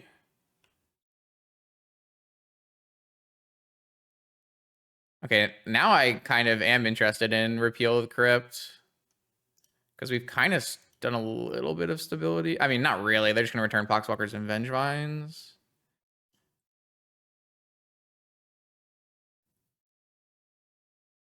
Yeah, I mean, Dredge is so good right now. It's kind of crazy to think someone's not on Dredge if they're a Bizarre expert, but... Man, we are not drawing it.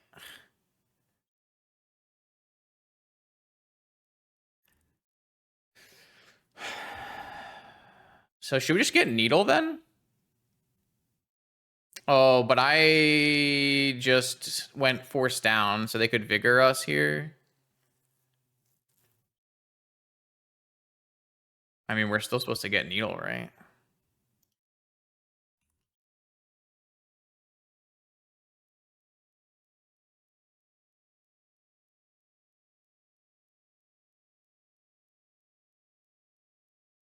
All right, well, now I have Force Up. I have a Construct, Force of Will, and a Needle on Bazaar. Is this winning? They know I have a Mana Crypt. If my opponent end steps a Vigor here, it was a huge mistake because they could have. Oh yeah. They could have Vigored. They could have Vigored in response to my Sapphire, and they would have been able to play around Force. I mean, maybe they have Force backup. Yeah, they have Force backup. Okay, that makes sense. Okay. So if they return Vengevine, we die. And I mean, not really. Like my opponent's been able to draw like a million Magic cards, so they have triple Squee, double Bazaar, and we would have to draw Dig. We've already drawn Dig. We'd have to draw like Ancestral into Vault Key probably if we don't already die. I don't actually think this game was close at any point. I feel like it just felt like we might have been close, but we were so far behind it didn't matter.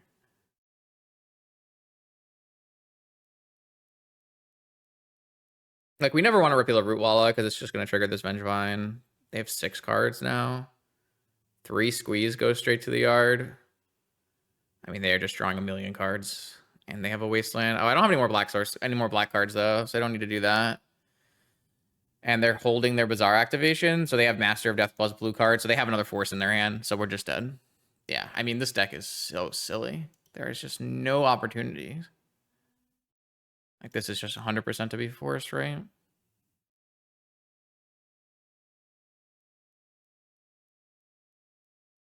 Yep. All right, well, I don't know. My opponent kept a hand, so I lost. I think we might have wanted to mulligan our opener. That's what I'm kind of thinking. If we had mulliganed our opener into something that had like the needle or we have a needle and a Soul Guide Lantern in our main. If we just open with that card instead, we have a much higher chance of winning instead of tutoring for the card. So it could just be that it was a bad mulligan by my part. Like, we have 5 Wastelands and we have multiple main deck pieces of hate. Oh, my opponent had a Force of Will. They had a Mental Misstep and a Force of Will, so. All right, my opponent returned triple Blazing Root Walla, and they're going to kill me. Okay, seems good. Yeah, I don't know. This deck is a thing. I think it was, if anything, I should have just been more aggressive with my mulligans. I mean, Vexing Bauble is good. I don't think we would have had any chances to resolve anything in this match because our opponent just had Mental Misstep plus Force plus draw a million cards, right? A problem here is Containment Priest is not actually that good against my opponent's deck. I guess they do have Poxwalkers now, though. So maybe I play some Containment Priests.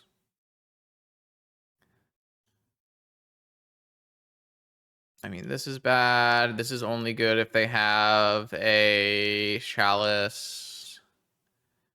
Dress down is bad. I mean, forces are just going to be bad, right? Because I'm going to take out so many blue cards.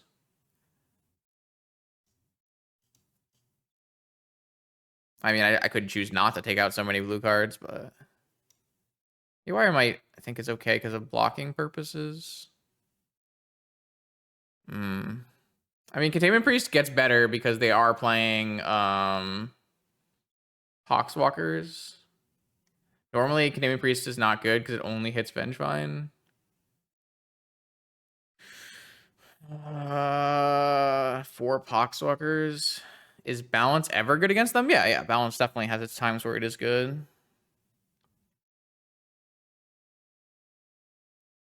I guess I'd rather have Repeal.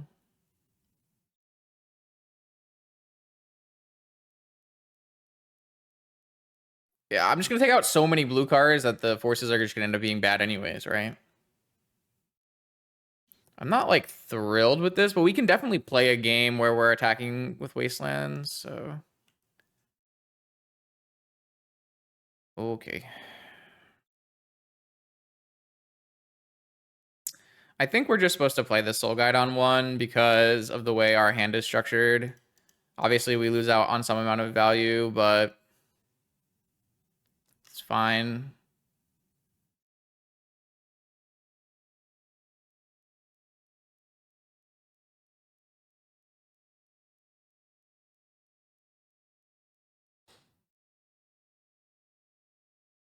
Our best draw is just Wasteland.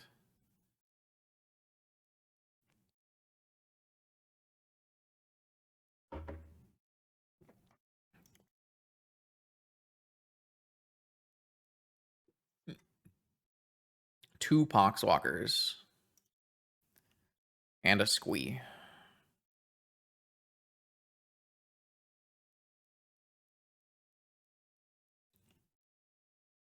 Well, CounterVine is basically specifically made to beat Bizarre Hate.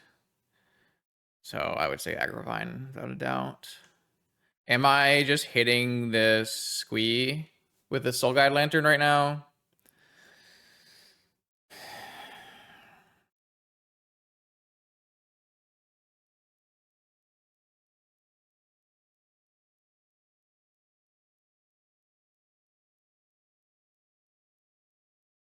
This Containment Priest is pretty bad if I'm not hitting these Poxwalkers with it.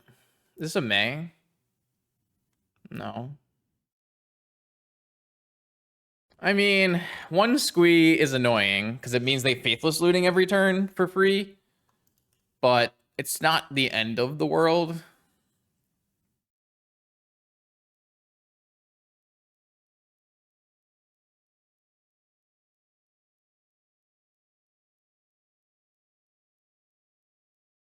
I'd also like to be able to like Wasteland this Bazaar and get rid of it with a Lantern in response to a Noxious as well.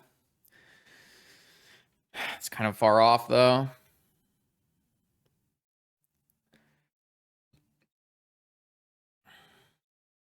The good news is that these Poxwalkers do trigger. You just play Containment Priest, and if they counter Containment Priest, I still have Lantern. If they don't counter Containment Priest, then they just go away forever. Okay, they put 3 Squees in the yard. Okay, I mean, we're gonna be Soul Guide Lanterning that.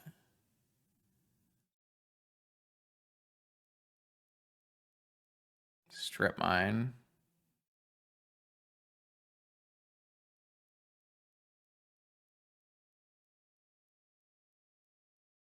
I mean, the priest is not good, is the problem. The priest doesn't actually stop Squee Master. So, like, they don't need answers to Containment Priest. They play Hollow Ones and Root Wellas, and that's good enough. And they have Furies, I guess, is technically an answer to Containment Priest. The problem is, like, Containment Priest is not Yixid Jailer. That's the problem. I don't actually want to Swords this Hollow One, because if I Swords this Hollow One, they Wasteland me. But maybe that's actually good.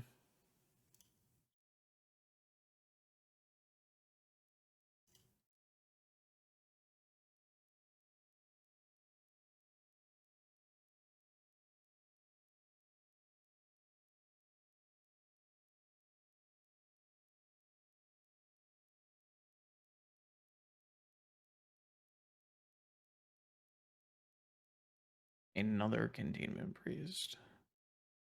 Okay, I'm 100% locked into using Lantern here because I am simply not beating Triple Squee.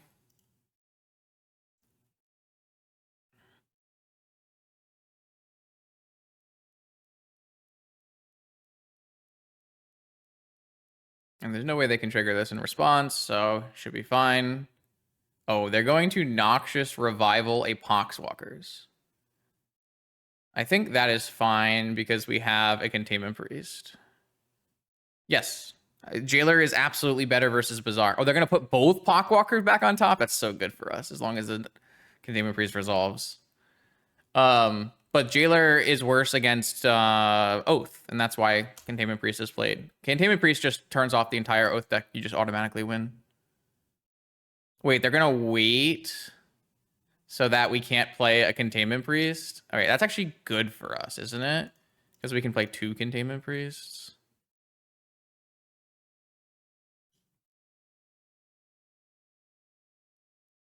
Or maybe they're trying to like hold up negation. Oh, Wasteland. I think I'm supposed to not play the Wasteland here.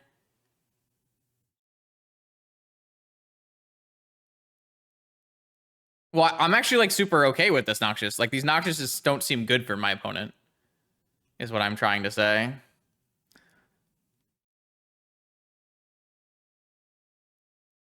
Yeah, so my opponent was trying to get around my Containment Priest by being instant speed double Poxwalkers, but now I have double. So I think they were supposed to do this on my upkeep. I don't have any lists. My opponent did not expect this, because I typically don't bring in Containment Priest against Squee, but now with 4 Poxwalkers, they have 8 cards from the graveyard that get hit by Containment Priest, so I think it's worth it. Looks like they don't even have answers to the first Containment Priest, so I guess that kind of makes sense why they waited then. Not a fan, says the opponent.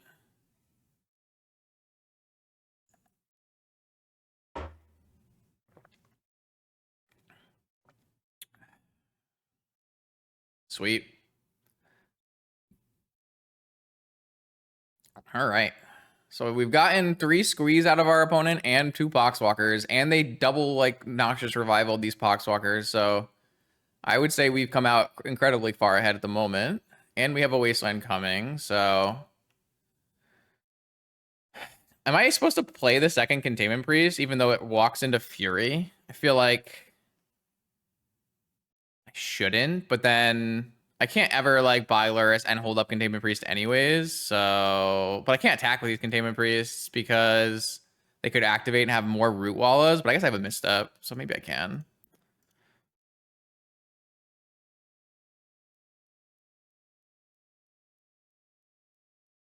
Activate in response.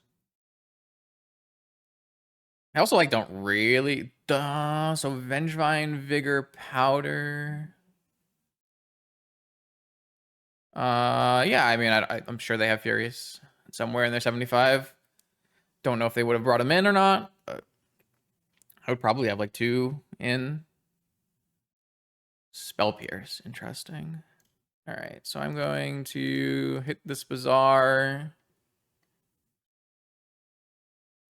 And then I'm going to buy a Lurrus. Lurrus is looping Soul Guide Lantern, so that should be nuts.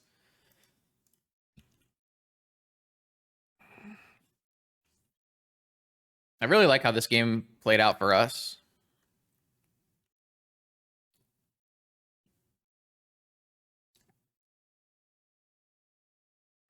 Noxious on Bazaar. No.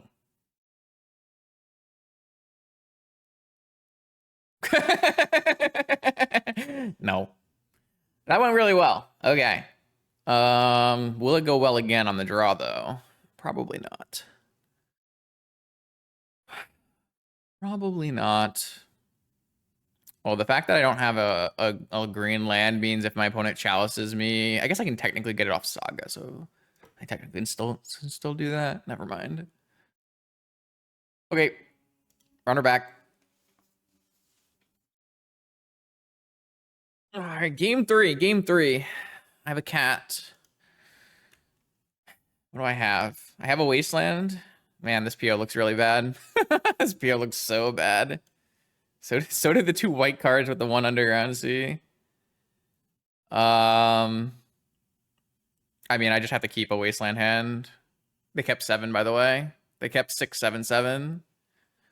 Sick. It's literally impossible. It's just the deck. So the might is mostly because it's a creature looping that gains me life, and then it also is a indirect answer to Chalice on 0. So,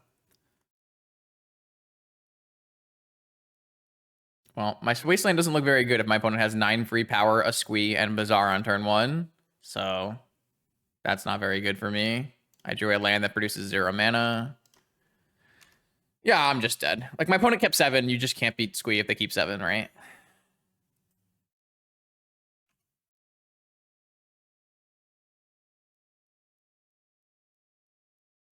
I'm just dead. Like, I'm just completely dead. I have no outs, so this deck is just completely not fair. Where's my Vexing Bauble? Though I think Vexing Bauble wouldn't have done anything because it's just a turn too late here too. So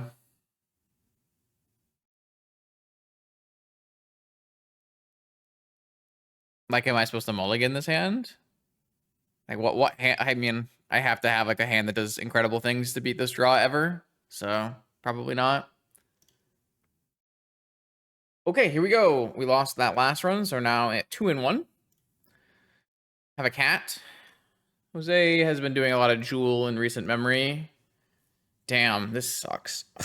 Oh no, I would definitely keep this hand if I didn't play it. Wasn't playing against Jose. This is like just not a hand I can keep versus Jewel though.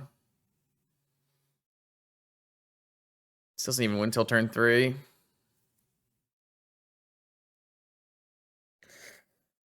Oh, it's so sad. It's also bad against mono white initiative. If Jose's back on mono white initiative, they have a Chancellor and we just die in the spot.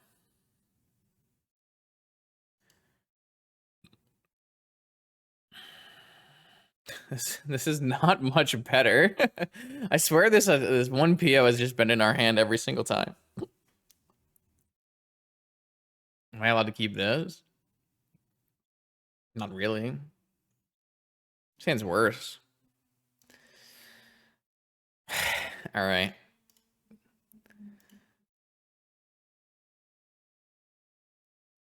This one at least like is fast.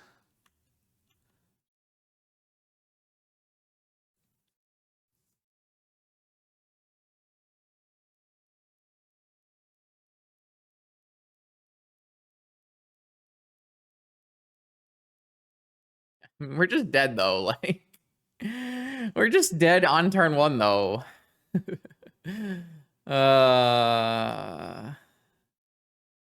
Balance. Huh. That's not good enough. Because they're just gonna keep their Jewel and then Jewel us, right?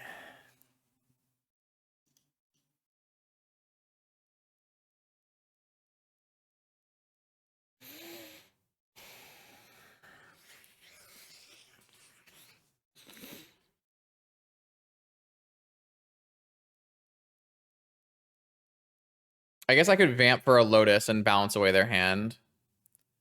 But does that like does that do anything for us though?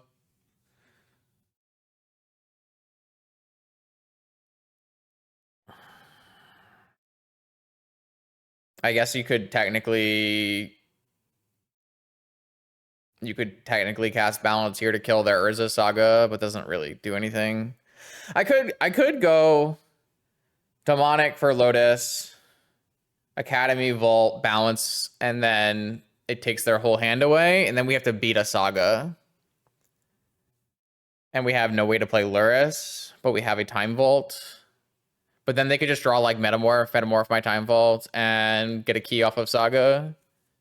I could just Demonic for Wasteland and Wasteland their Saga.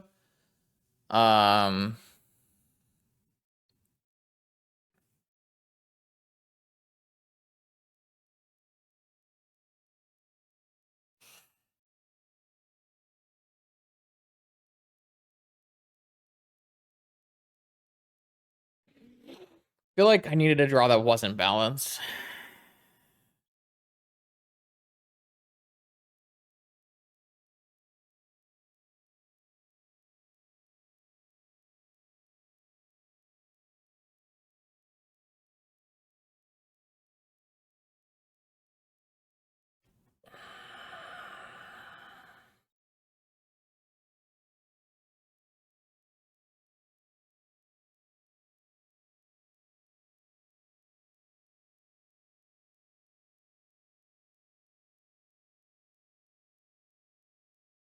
Is there a world where it's just Ancestral?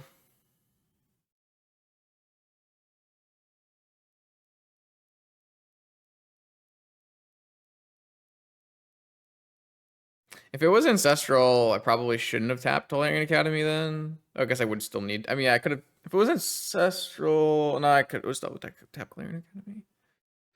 So I have Ancestral here. I have Black Lotus, and then go Vault and Balance, leaving my opponent with just a Saga. But just a Saga seems like I'm not winning. Am I winning this game if I give them, if I play Time Vault out and balance them, and I have to beat Saga plus the top of their deck, and if they draw a Metamorph, they can go Vault Key. I mean, it's almost 100% that they're going to cast a Jewel next turn, though. And how do I beat that? How do I beat a Jewel next turn?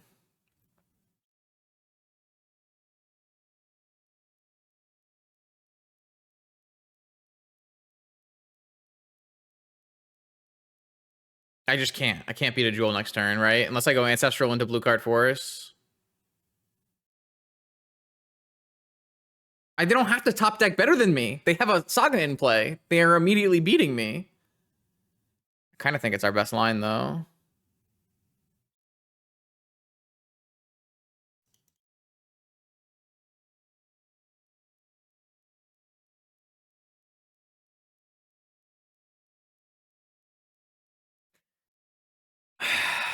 This line sucks. Oh, they had nothing. You can't keep this hand. This is not a keepable hand. Okay, whatever. I would have just easily won the game if I had just gone key. That's not a keep. This is a mulligan. Do people just play Jewel completely differently than I think you're supposed to?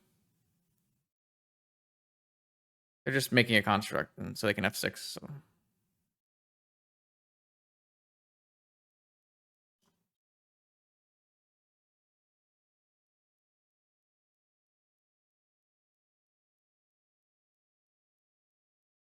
But like, are people ever keeping this hand?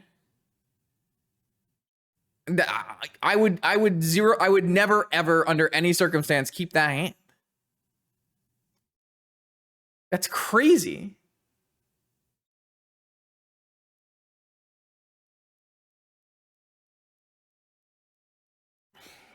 Maybe I should just disrespect my opponents more and just assume they're keeping bad hands. If I had just DT'd for a key, I would have easily won, right?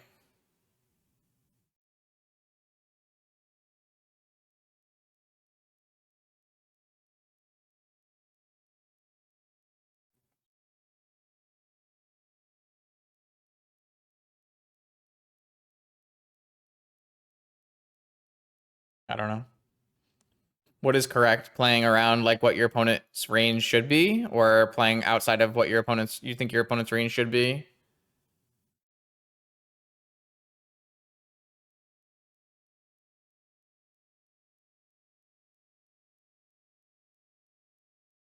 Like I should be playing to what like to a range of cards that I think should be in a Jewel player's hand, right?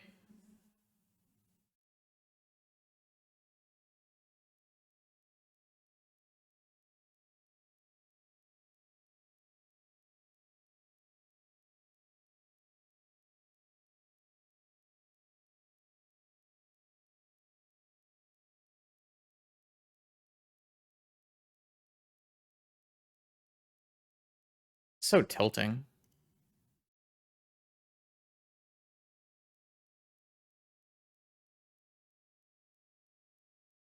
I don't know. I don't understand.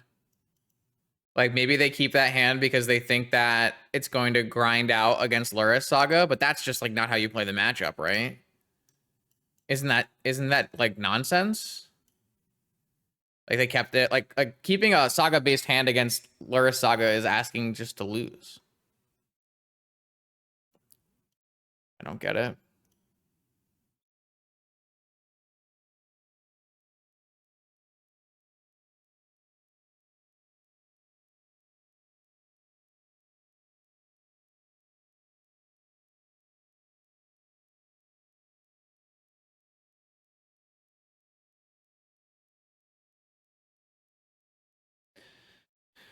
Okay. I mean, this gets a lot better post board too, so.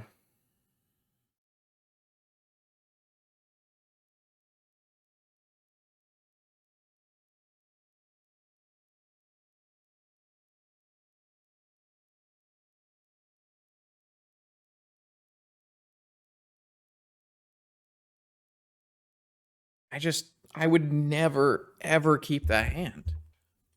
So how can I guess that my opponent would have that kind of hand?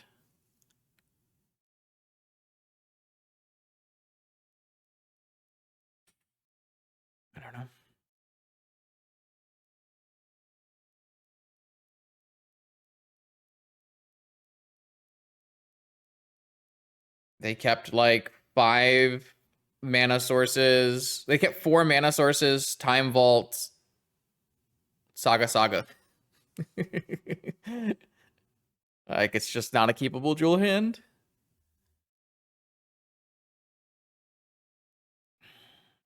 Am I supposed to keep this hand is the question.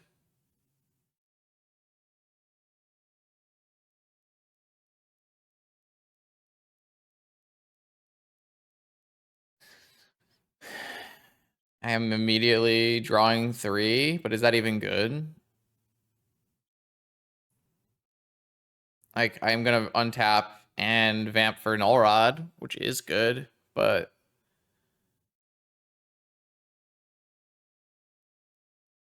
I mean, based on what my opponent kept in the last game, this hand might be fine. But maybe they'll change it up this time and have a turn one ring, and we'll. I don't know. I'm gonna try to keep this hand. Though I guess like if I draw lands here, it's like super bad, right? So maybe I'm just supposed to mulligan. No, did you see that? This thing popped up and then shifted, and so I clicked the wrong land.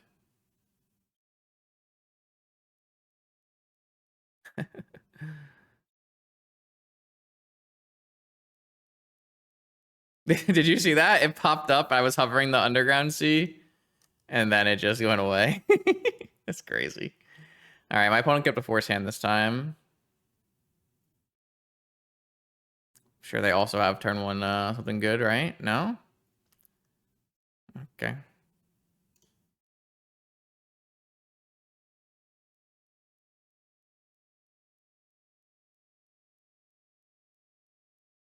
Downside of this line here is if they kept like a Saga Gaming hand, then they can just activate Saga and it doesn't matter. But if they kept a Saga Gaming hand, they would have played Saga here.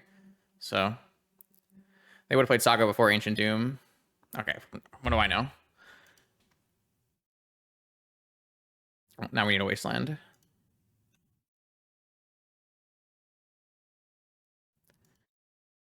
We're just gonna lose. It's okay. I mean, I technically have a bunch of outs to constructs, so.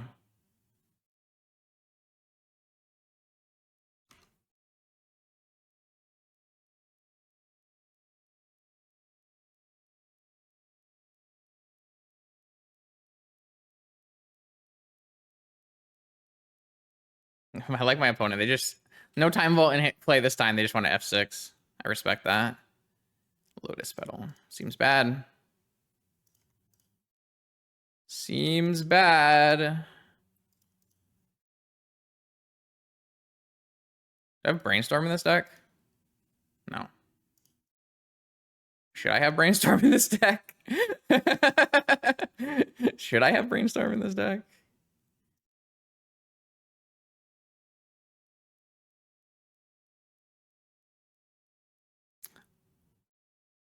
I mean, there's a possibility they were trying to play towards a one ring, right? So that's why they would play Ancient Doom first. But if they were playing towards Saga, then they would have played Saga. I mean, if I draw a dress down, I win. So like, we have good draws. Repeal is still pretty good. Academy doesn't do anything. I don't know. Like we do have draws that would be okay, but Demonic Tutor, dress down, repeal, swords, portable hole, those things. But we don't really have great ways to find them, so.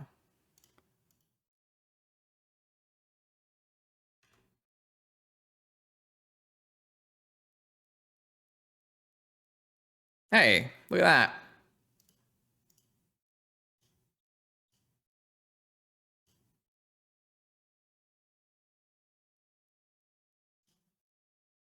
Taking dress down because it loops with Lurrus here. Yeah, win the game. All right.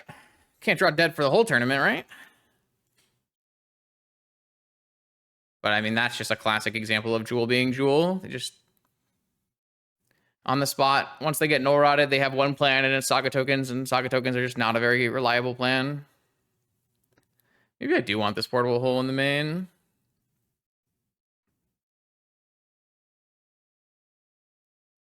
Also, like these fiddlebenders, they can get metamorphed, which is kind of awkward. Because like the fiddlebender, I guess they can't make white mana, so maybe it doesn't matter if they get metamorphed. Okay, run it back.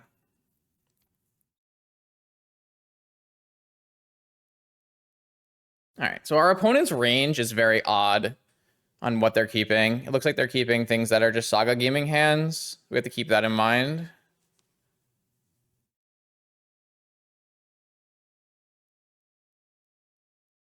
Force Wasteland Saga sounds good.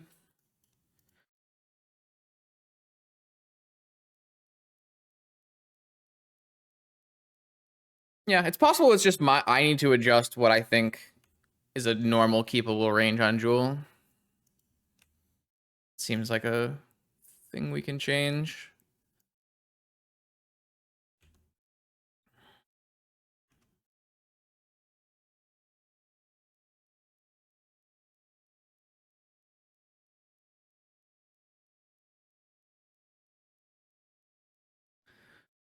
This one's an easy strip mine and then pass with a pedal. Probably gonna have to counter a Jewel here. Ooh, another one. Okay. But nothing follow it. So they just don't keep hands that have combo things. They just only keep Saga hands. It's interesting. Probably want to get my Saga going here. Well, I can hold up a lot of things if I just play my C first. So maybe I should just go C, Crypt, pass, and then let them go construct tokens, wipe their board with dress down. I know Jose plays a lot of Jewel, but I don't know. This is just like not how I approach the deck. Like if I wanted to play a deck that was grinding Saga tokens, then wouldn't we just play Lurrus? Oh, now they're going Jewel. Oh, sorry, now they're going to go Ring. Interesting. I mean, this works out great for us. They going to force my Spell Pierce? Like, what's the plan?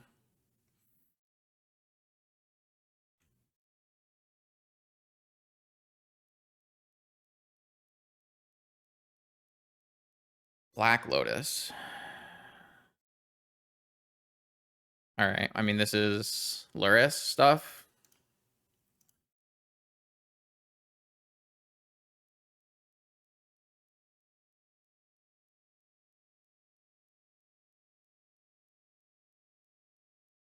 I have a force for Lurrus.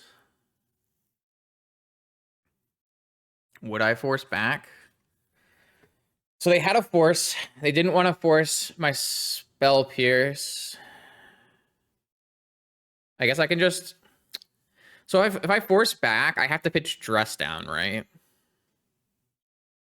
Or can I hold Dress Down? Like I can like lose the game though, right? If I keep Dress Down as my only card, my opponent can untap and just like slam a Jewel. But I have a Saga coming off and I have Lotuses. So I don't think I need to keep Dress Down. Famous last words.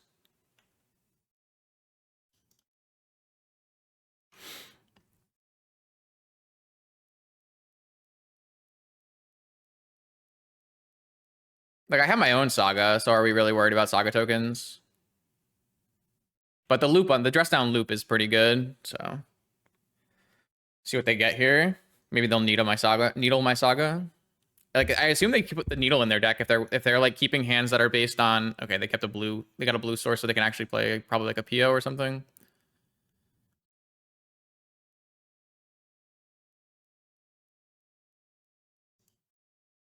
Wants to flip.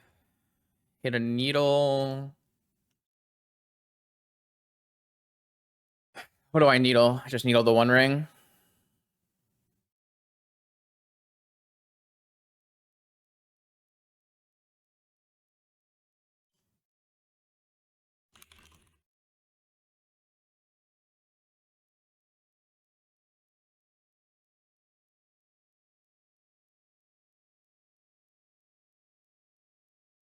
And then I just get something off of Saga that loops. So probably just a Bauble. This is gonna be a Jewel, maybe. Even if they like play a Metamorph on my Lurrus, they don't have anything to bring back. Oh, an Argentum Masticore. Okay. That's pretty good here.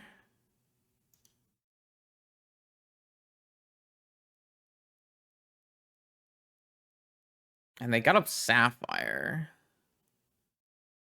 Okay, Argentum Masticore is an interesting one. I do have a sword still in my deck. I wish I had that dress down loop. I wish I had the dress down loop.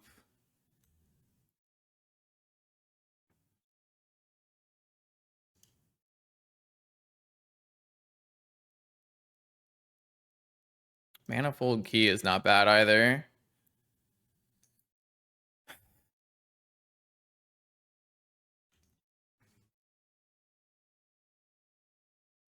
I feel like it's just Bauble. Like, I do have Haywire Might, and I could hit 2 of their mana sources, but I still need to actually beat an Argentum Masticore, and I can't Haywire Might an Argentum Masticore, because it has to be non-creature. Top could give us a lot of looks. We also have an active key, which makes top a little bit better as well. If I assume I'm going to lose my Lurrus, then top makes more sense than Bauble. But I also don't have like a ton of mana to do this with. I have some mana, but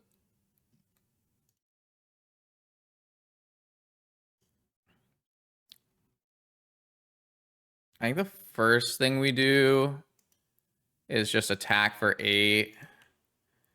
And then it's probably like float white and spin. Or maybe I just double activate first, because I still have a Lotus from my yard. So it's probably better to just get my activation. I mean, like, obviously this throws away a possible Time Vault draw, but I feel like digging deeper, faster is just better. Oh. Okay.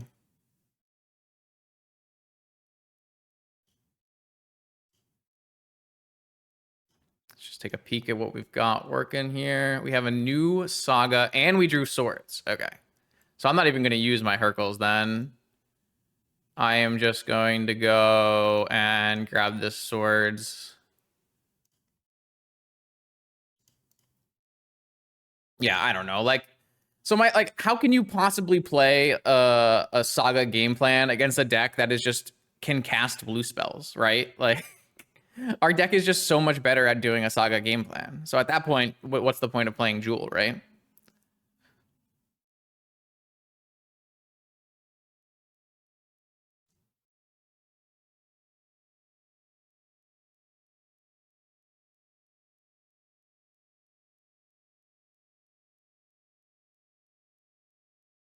So I could use the Hercules as a counter spell here, but it lets them like play a Jewel after. So I think it's just better to use the negation. That might be wrong. I could see that being wrong. Yeah, I'm probably just supposed to Hercules there instead, because then I can hold up negation on the next turn. I wonder if I could have played this in a way where I could have held open negation and Hercules. Did I have enough mana to do that? I don't think I had enough mana to do that. I don't know. So like this is just like a very odd way to play the Jewel deck and kind of defeats... It just diminishes the strengths of the deck. Yeah, I mean, that's why I chose to do it this way, but... if we're trying to utilize Jewel's strength, with Jewel's #1 strength is playing turn 1 cover to Jewel or turn 1 ring. If we're not like shaping our mulligans to try to find that more often, I just wouldn't play the deck. Like, Saga Gaming is great in Jewel because it's a backup plan. It makes your opponent like over index into counter magic to beat it, and then you have a backup plan. But if you're just like only going for the Saga plan, you just don't have any support. you are just activating and hoping it works. And like game 2 is a prime example of like you're activating and hoping it works, and it just is not going to work every time. Like sometimes it will work if your opponent just draws no answers. But if your opponent draws a single answer, you just fold. Like, I don't know. It's very odd to me. Okay, so chat and I have just been going over a bunch of things about this match so that we can get a better idea and not, divorced from the heat of the moment. I took a look at this hand that my opponent kept here after balancing and thought that this hand was unkeepable. We found, some pretty reasonable arguments for why this could be a keep. One of the things that is important is that I revealed a Lurrus at the beginning of this game. So my opponent says, well, of the Lurrus decks, the highest likelihood is a Lurrus controlling deck. If my opponent is playing a Lurrus controlling deck, then it's possible that having 2 Sagas plus Time Vault is enough of a threat that it'll give me time to draw into playoffs. And the fact that we have a Sapphire instead of any other color Moxen here means that you actually have an extremely large number of payoffs in comparison to if this was an Emerald or something like that. Because with this Sapphire, you actually have the ability to play PO, Tinker, and Ancestral. So I think in hindsight, this vibes a little more to me. It might even be so close that if this Sapphire was like an Emerald, then maybe at that point it's always going to be a mulligan. But it's definitely just like a little bit of a gamble on my opponent's side if I'm playing Lurrus controlling versus Lurrus combo. Like if I'm playing Lurrus combo, I have like 4 dress downs. If I'm playing Lurrus control, I have like 5 wastelands plus dress downs plus seals and stuff. So I still think that I wouldn't keep this hand against a unknown Lurrus opponent, but I guess I can see the reasonings why someone would keep this hand. On that point, I still don't know if we were supposed to just jam Time Vault here instead of balancing. I actually am kind of leaning towards maybe we were supposed to just jam Vault Key and Pray, because we're so unlikely to win this game anyways on our Moldify that maybe we're just supposed to jam. So yeah, that was kind of the interesting points here. I don't think there was much besides that, but yeah, I wanted to go back and talk about this because obviously like during the match, I was like pretty upset about this keep, and I think I probably just like didn't give enough weight to Sapphire being in the hand, and probably didn't give enough weight to Time Vault plus 2 Sagas. Because Time Vault with 1 Saga, I think I don't weigh very high at all, but Time Vault with 2 Sagas against Lurrus might be enough. So things to think about before next round. All right, round 5. We're continuing to do pretty well in this tournament. Let's see if we can keep it up. We're up against Tomas on Unlucky Monkey. Just recently won yesterday's challenge with his control deck Brew. This is basically the only player on the platform playing a true Lurrus control deck. Right now, the version that Tomas is playing is, check pile style. It's a questing druid, Ragavan, no white Lurrus, no Saga, but yes, Wasteland. So a very controlling, value-oriented deck, classically Xerox style. Can be a tough matchup for this kind of deck, but doesn't have big sweepers. So if you don't have Wasteland for Saga, then it can be problematic. But he does have like a Renin 6 Wasteland loop, even if it's hard to cast Renin 6. Gonna keep this hand. It's not amazing, but definitely within range.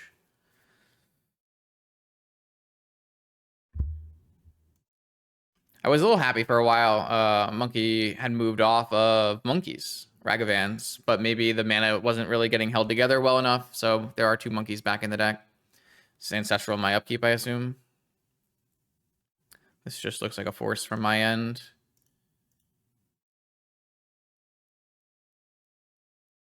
Force back. All right. Expressive Iteration. Seems like a good card to pitch. Tundra. All right, show me your secrets. 6 cards. Ponder, Negation, Wasteland, Badlands, Feed the Swarm. Jesus. Okay.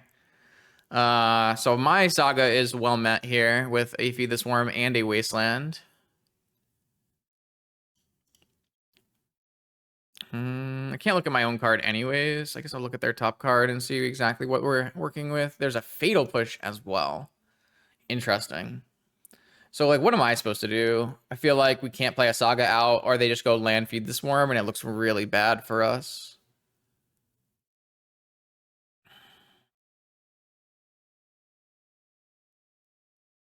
It's just Feed the Swarm is a versatile card. It kills a Saga and it kills creatures. Kills Oath of Druids. Turns out, Magic the Gathering is a 30-year-old card game, and there are cards that will fit into any meta and will help you beat cards that are perceived to be powerful. So it turns out, Lurrus Saga is an enchantment, and you can actually use enchantment removal on it. I know, it's a crazy thought. A crazy thought. All right, I think I'm just going to draw my top card blind, and then we'll end of turn spin and find my next best choice. I'm going to expose the Caracas over the Tundra because I think the blue is going to matter a lot more for us. Obviously, Caracas is good against their Lurrus as well, and as well as being good with our Lurrus, but I think I would rather my opponent wasteland the Caracas if they chose to. So they're going to go Ponder here. We know their hand. Interesting, they don't have any qualms about pondering with no blue card for negation currently. But maybe they feel safe enough with the cards I have played. They do have to, of course, advance their game state, so. And they already have the kind of redundant cards across the table. I don't know. I don't want to postulate too much on what they're thinking because I do believe they are just like a much stronger player at playing this style of deck than I am. I do feel like I miss a lot of very important things when I try to think about this kind of deck and play this kind of deck. So a wasteland of my own, another Urza Saga, and a negation. Well, I definitely don't want a negation. I would like this wasteland if they didn't have their own delta. Did they shuffle? They did not shuffle. But like, how am I advancing this game? I guess we're gonna go wasteland and then fly Lurrus with our new jet. The problem is I'm gonna be like hella exposed to their removal spells. I guess I could hit their black source. They don't play very many black. Like their mana base in this deck is really tight. We need to take a look at it and see. Their mana base is 1 Badlands, 2 Tropicals, 1 Sea, and 1 Volk. So they have 1 other green source, and they have 1 other red source, and they have 1 other black source. So I guess we'll hit this Badlands. And then we'll buy Lurrus. And then next turn we technically have Lurrus and a Bauble and a Caracas. So Gitaxian Probe is super broken for sure. They might just hit our Caracas with a Wasteland here. And then they could just untap and feed the Swarm Lurrus. I also wouldn't be able to play a Saga if I played Lurrus because I need another white-black source. I guess they could also negate the Bauble if they felt like it. If they draw a blue card. Interesting. I don't feel very good about this spot. And the reason is because I feel like they have all of my cards currently covered. And then they just have a ton more draw spells in their deck. Like they're playing 3 Expressive Iteration, 4 Ponder. So 4 Bauble. I have 2 Sagas, so if they do end up doing something like Wasteland my Caracas, then I would be ahead. Another Ponder. Seems really good. The problem is I just like don't feel like I have enough gas to get through this. I don't know. I think for a while though. Can't remember. I don't think it was like super fast. My opponent did not shuffle off a Ponder, and then they wasteland my Caracas. So do I just play Lurrus to loop 1 Mishra's Bauble? Like I know I have a negation on the top of my library, but it's not really enough, and they can just immediately crack and push and kill my Lurrus. But I guess I could theoretically blind draw into a blue card. I think I'm just supposed to do it because of how far behind I am, right? Like I'm always going to get a card off it at least. So I'm turning a card that was for free. They drew another Wasteland coming up. So if they go crack and push or feed, I can at least try to blind draw for a blue card. That will give me another turn of bobbling, which is pretty good.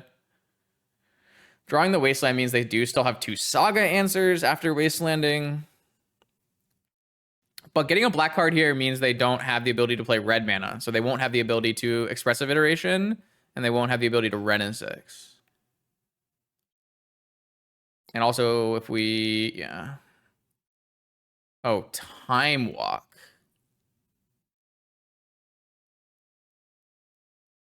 Okay.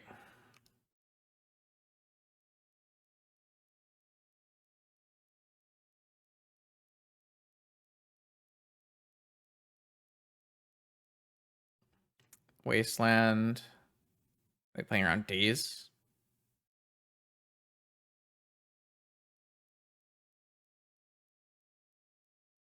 I guess this also triggers Revolt. All right, well, I'm gonna see if I can draw a blue card. Well, I lost my blue land, so I guess this Ancestral is getting pitched.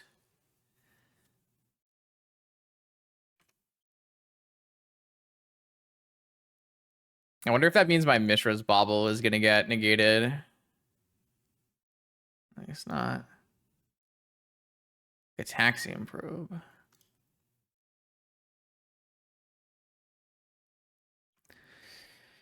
Okay.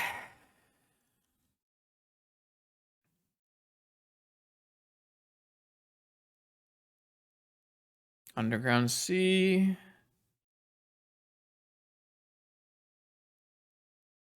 Probe. Okay. Does that mean that this is getting Feed the Swarmed, or that this is getting Feed the Swarmed? Or where are we at in life here? What a weird game. I mean, one of the nice parts about playing 2 Lurrus decks is typically the games are very interesting. Green, black. Feed the Swarm, I assume, then. Oh, Feed the Swarm on Saga.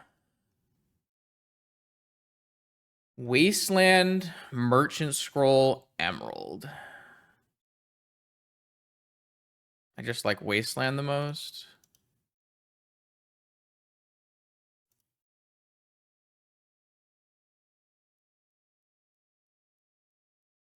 And they have a fetch. How many more removal spells? They have 1 more Fatal Push in their deck. Maybe, yeah, 1 more Fatal Push in their deck. Okay. I guess I'm not actually Wastelanding this turn, so I probably was supposed to get the Moxen. Like, this Wasteland doesn't even do anything, right? UC is the last black source, but they can play a Renin 6.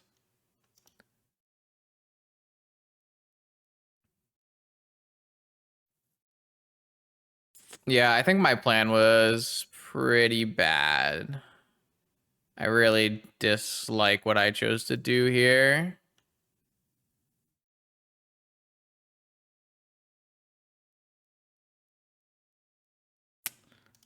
I'm not sure.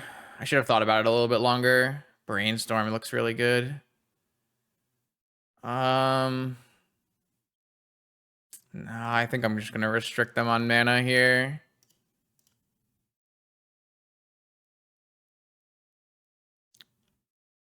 Should I swap my 3 cards now so I can have... Okay. I guess I want to take Lorien so I can shuffle if I want. Like, I don't actually want a Merchant Scroll, really. I don't want to play a blue land.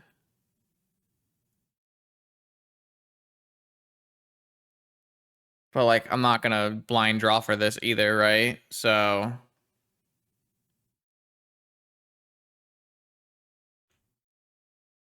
I guess maybe I'm just, like, saving this Lorien Revealed for next turn to be able to cycle. I don't know.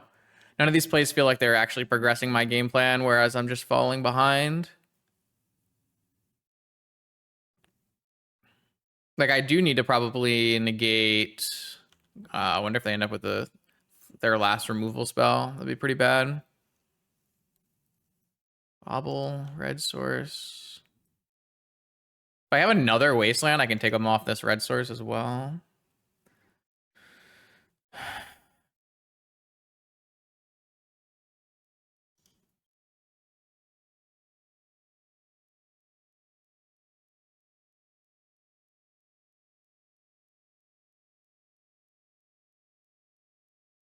Did I bobble last turn? I did, right?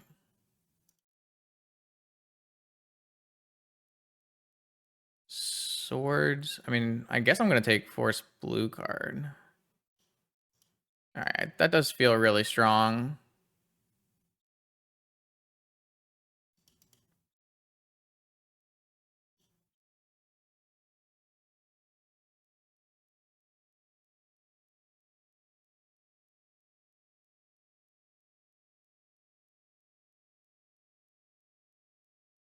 I mean, this game is just a beautiful, different example of like what happens when you draw Moxen and your opponent does not draw Moxen, right? Like I've just been able to completely leverage the power of Moxen this entire game.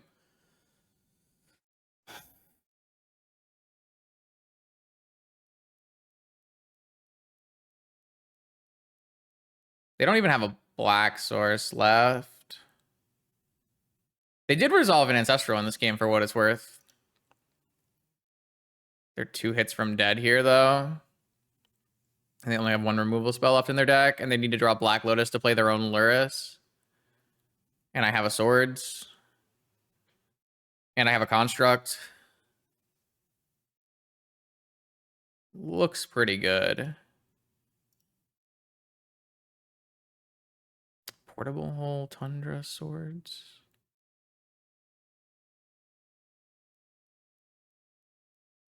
And we still have Bauble Loop this whole game. Man, blind hitting a blue card off of my top that one play was just completely nuts, right?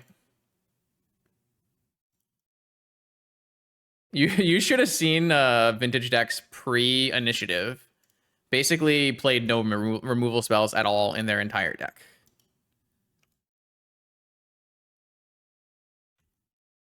Initiative actually made Vintage a lot fairer format and required people to actually play removal. Okay, I feel really good about our spot now.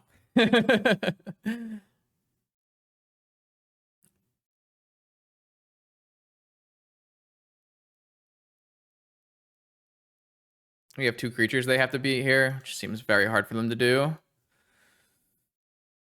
Okay, so we ground out a nice little game 1 win here against the control deck. Post board, they have things like 3 Nature's Claim, 3 Pyroblast, additional push if necessary. I kind of like taking out Force against their deck, but I don't know if I have enough things to bring in. I don't think I do, because they're only on like 5 creatures, so it's pretty tough. Haywire Might is definitely not good, though. And Lantern is fine. Dress Down is fine. Portable Hole is probably not amazing. I think I'd rather have a Swords than a Portable Hole, just because it hits Lurrus and is instant speed against Ragavan. I don't know. I haven't decided that. I mean, Negation definitely goes, right? Well, I guess Negation doesn't go because we kind of want to be able to negate a Renin 6. I feel like Renin 6 is a pretty important card in their deck. Yeah, this is their most recent challenge win. So, like, they're probably bringing in some number of Nature's Claims and some number of Pyroblasts, I would assume. But they don't really have, like... I feel like Renin 6 and Lurrus are probably the only 2 must-counter threats. The rest is just, like, broken blue draw engines. You could bring in a second Needle, though it's kind of weak to claim. And then I kind of want an additional Swords, but not like very many. Just like 2 Swords, probably. I do like balance against them, though. Maybe I just run like this, where I just take out some of the worst removal in my deck and bring in some more versatile cards. Seems fine. I don't know the answer. I just don't have enough reps versus this kind of deck. Well, I don't think Hole... Oh, Hole hits Ren in 6. That's kind of interesting, isn't it? Okay, that's actually a good point. I don't think Hole is any good against Ragavan, for what it's worth, but hitting Ren in 6 is good. The problem is, like, they're bringing in Nature's Claims. Don't know.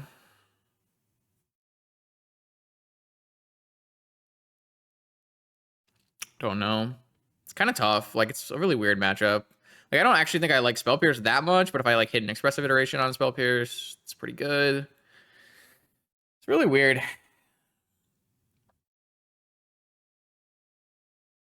Which round is this? 5?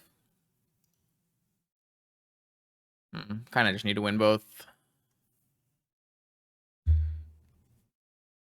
Cat.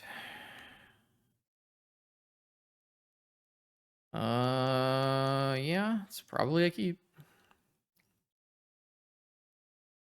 What they do have for their fragile mana base is they have like 8 fetch lands, which makes it like very easy for them to play a fetch on turn 1 and not crack it and not do anything with it. That way they can like play around stuff. Wait, is this a duress? Is it a monkey? Oh, it's a monkey. I see.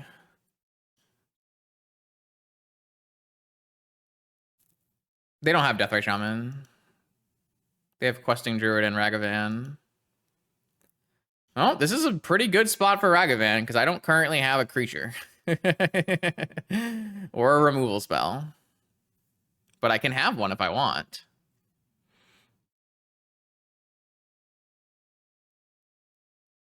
I could just get a top, right? I mean, I don't think I'm going to get a dress down either. Like, I have plenty of answers, but I don't think I'm going to get any of them, right? Like, I can't actually cast any right away. I feel like the answer is, like, more likely to be DT for Ancestral, right? I guess technically DT for Black Lotus is like Ancestraling, but then I have a better follow-up with Lurrus.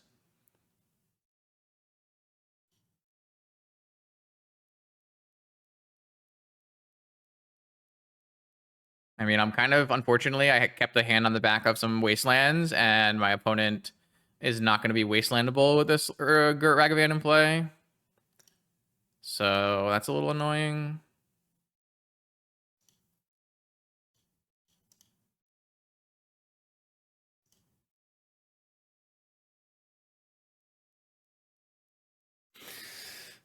So I could get a Lotus, and I could play a Lurrus this turn. Is that actually good? I just boarded the Haywire Might out, but it would have blocked here, which is pretty funny. What about just going Black Lotus, Lorien Revealed right now?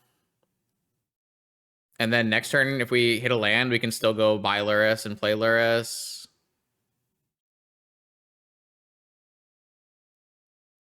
I feel like that's the best play. Though, should I be playing around... I guess I can't play around Negation in any way with that kind of line. If I hadn't played my land, I could get like a Karakas on Ragavan.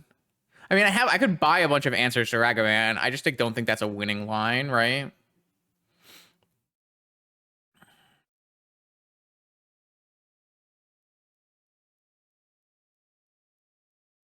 Yeah, the PO is like not terrible with our current mana situation.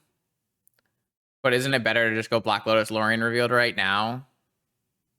And then I can still have Black Lotus for my Lurrus later?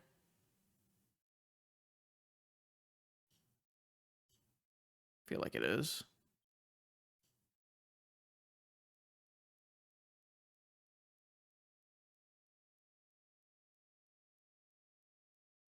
Also can't get Pyroblasted right now. They just had Force. All right, so at least this like gets a Force out, and then I can still buy Lurrus later. So I don't know. We're like really in trouble though. We had like a lot of mana and not a lot of things, and then we don't have an answer to their Ragavan currently. Our hand was just like not really set up for this. Force of Will was a great card to get off the top of our library. Wasteland is very good here though. Now I can't buy my Lurrus and play my Lurrus. So this looks really bad. I think this is just loss pretty much. Yep, that's not good. I don't even know if I'm supposed to take this Lurrus because I could technically Thoughtseize it away.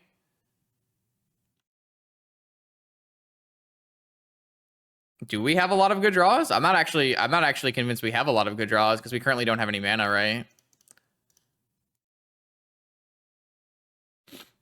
I think we're just lost. I kept my hand on the back of some wastelands, and the wastelands were actively bad, so feels pretty sad. Soul Guide Lantern. I assume they just play it, right? Like, it's pretty good here. Gets rid of my Black Lotus.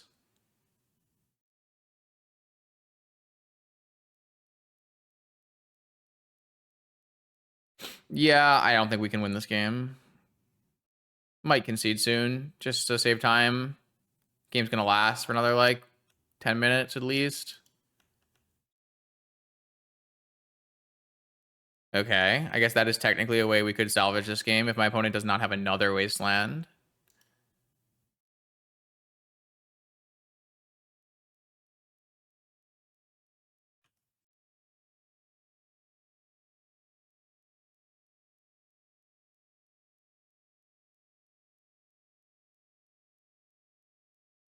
They hit a Tundra.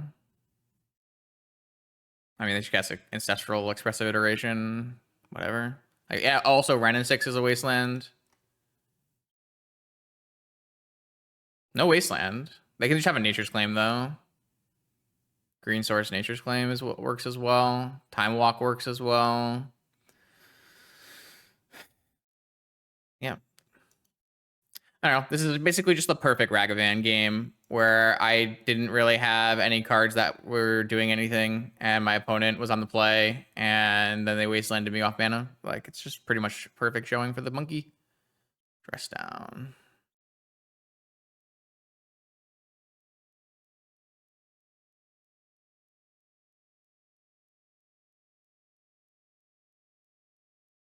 They shuffled.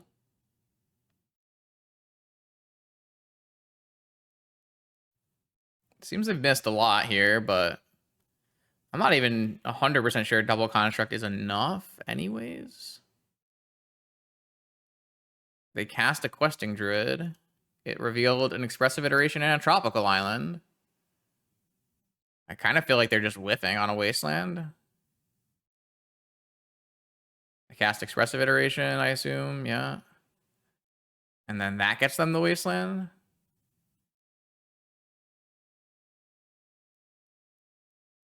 Got a Sapphire.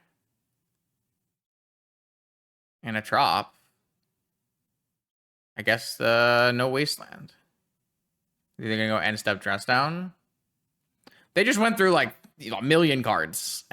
So like the fact that there was no Nature's Claim or Wasteland is pretty crazy.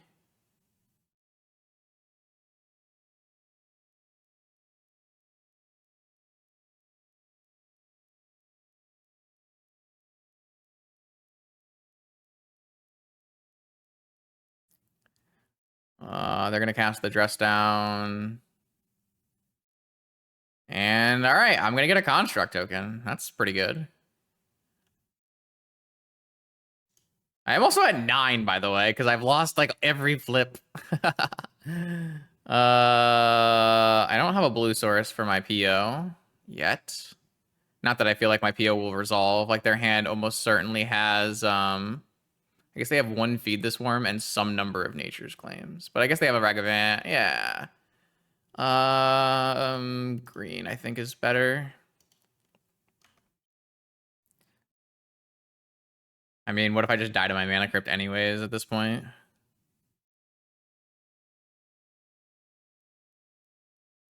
Another Expressive Iteration. I mean, I can't do anything, right? All I have is my existence here.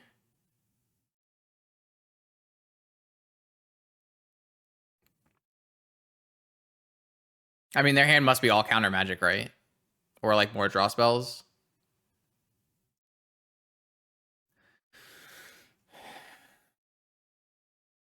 I can't ever cast this Lurrus. Like I'd have to draw a white source and then get a white source off my Saga. I don't have an Opal because I kind of want a blue source off my Saga. It's gonna be a treasure cruise. Oh, it's gonna be. We're just digging, huh? This is crazy. They're just missing like. Wow, they just missed again. That is wild. That is horrifically unlucky, right? Are they now truly the unlucky monkey?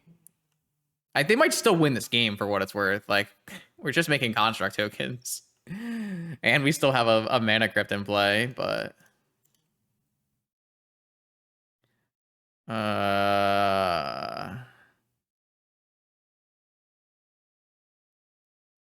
they discarded to hand size.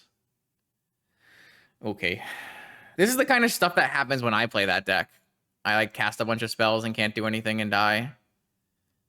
Did I lose another flip? I lost another flip. I rate that as not good. We drew a sapphire. That is compelling.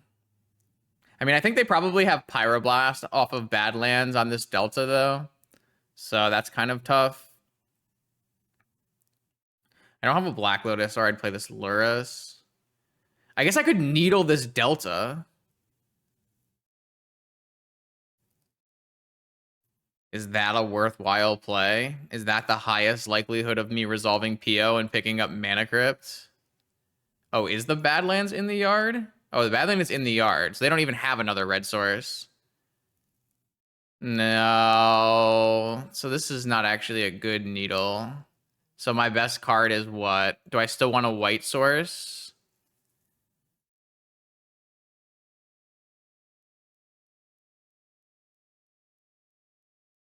They don't play Flusters. They play a bunch of Pyroblasts, which they currently can't cast. They probably play a bunch of Negations as well.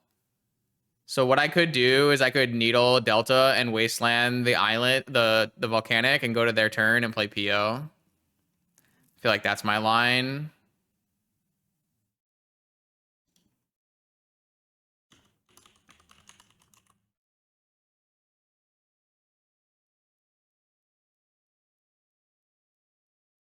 I guess they could just counter this Sapphire, right?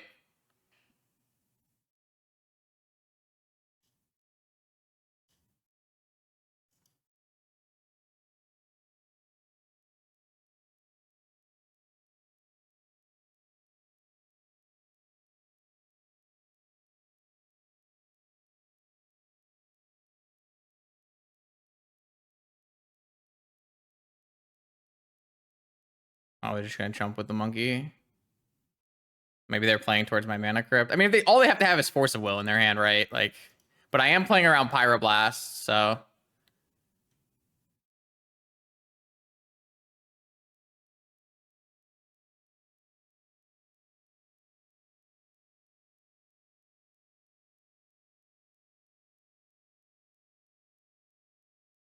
Yeah, okay.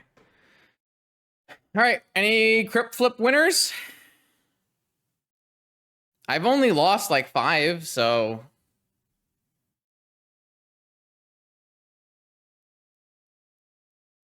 Win the Crypt Flip, play a Moxen. I lost 5 flips in a row and lost the game. Yeah, okay.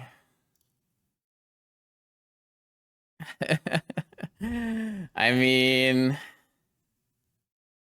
both of us were pretty unlucky there, so I don't think I'm allowed to complain. My opponent went like 27 cards deep before finding a Wasteland. So, kind of awful. Kind of awful. Do I want to change anything that I did in this game here? Not really.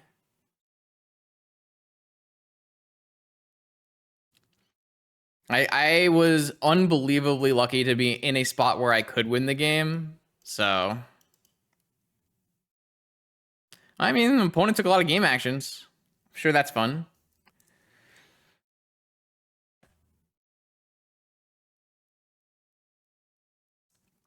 I don't think I'm bringing in Haywire Might just to block Ragavan, no.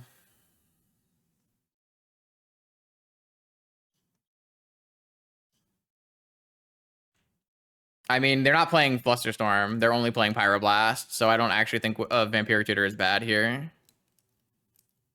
Like, if they're 2 for wanting to stop it, that's fine. And then if not, I can just get, like, lands and stuff, so. I definitely don't want to draw Needle, but...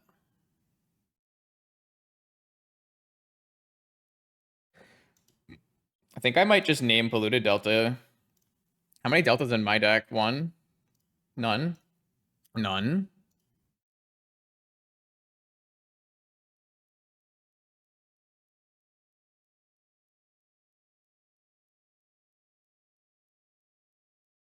Oh, missed up that. Ugh.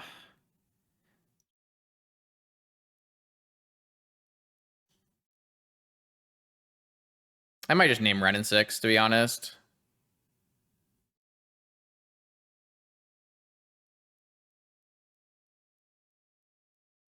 Nah, I'm gonna name Polluted Delta. Can YOLO.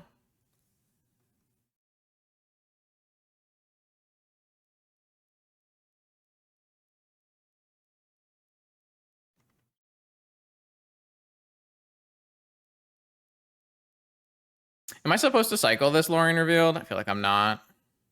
Could draw a land and then just cast it next turn. Man, they're so good, dude. Holy shit. They held Mental Misstep through Needle and Soul Ring. What a beast. I love it. I kind of felt like they had Mental Misstep after they paused on the Soul Ring. I would probably have snapped off Soul Ring counter, though.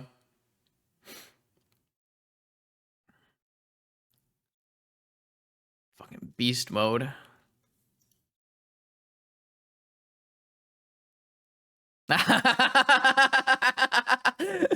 I can just see them now because they're probably so mad because I'm just so bad at this game. Oh no, we drew a Wasteland. Are we supposed to Wasteland this Delta? Or no, probably not, right? I feel like I'm supposed to just hold this stupid Lorien Reveal for a blue source. I feel like I'm not supposed to waste the Delta.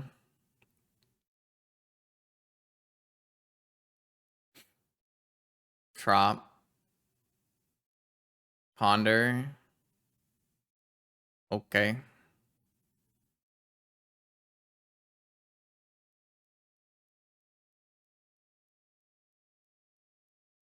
Punished? For what? What am I punished for?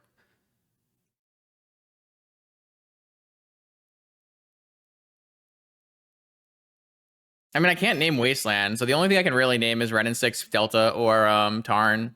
And like, I'm not trying, like, I'm not keeping Needle in for this exact moment, right? Like, I'm keeping Needle in so I can tutor for it to name Wasteland or Ren and 6 later in the game, or to protect my Saga from a Wasteland at some point. But like, in this situation, I feel like playing it out is better. So.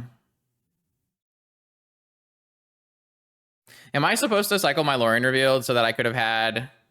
If I had cycled my Lorien Revealed last turn, I could have drawn into a black source and played Lurrus, but that's like not even good, right? I don't have anything I'm looping. I just feel like drawing a blue source is like better. Oh, Emerald is so good here, right? Or no? Just like play a Ren and 6 and bring back their things after I Wasteland them? Maybe not. Fiddlebender. All right, well, I feel like Fiddlebender is enough of a reason to cycle this Lorien for a white source.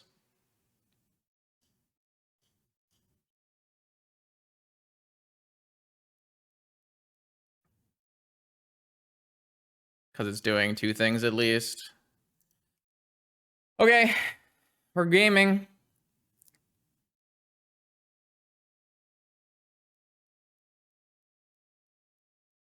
Might have to Wasteland their Delta and free the needle.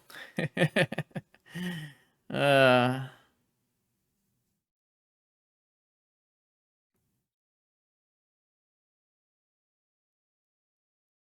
All right, I got my bear.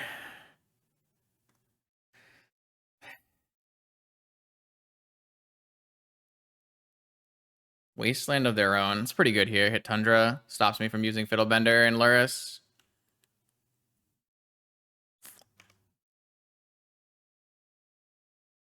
Top.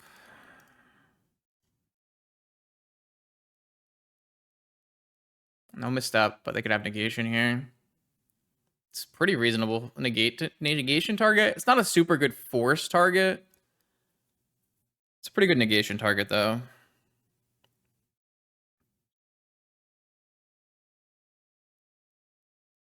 I don't know. No idea. I have no idea.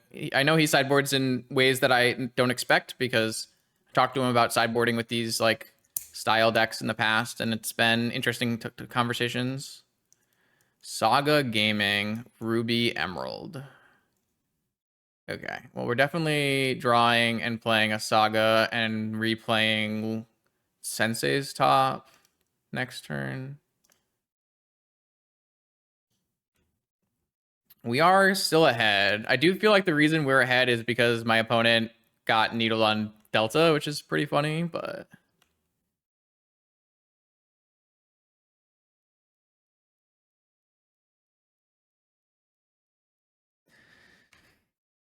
I mean, if they don't have another Wasteland, then or a Nature's Claim, then things get trouble. I don't think they have a Nature's Claim where they might have popped it off on Needle just to free up their mana. So they have another Tropical. And they have a Merchant Scroll. I mean, if the Saga's making constructs, we're definitely ahead, right?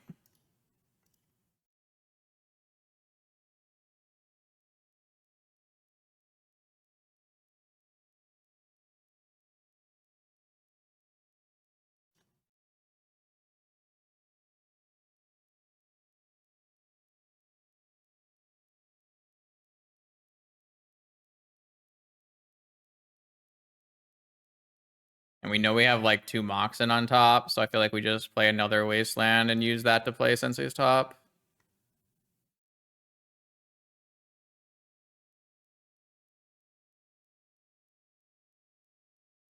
They have an Ancestral now off this Merchant. They have to draw another blue source, though. It looks like they finally stopped drawing blue sources. Really good sign for us. We can get a Black Lotus and play a Lurrus here. And also lets us do this.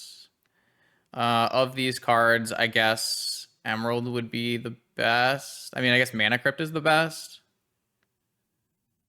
I guess Mana Crypt is the best.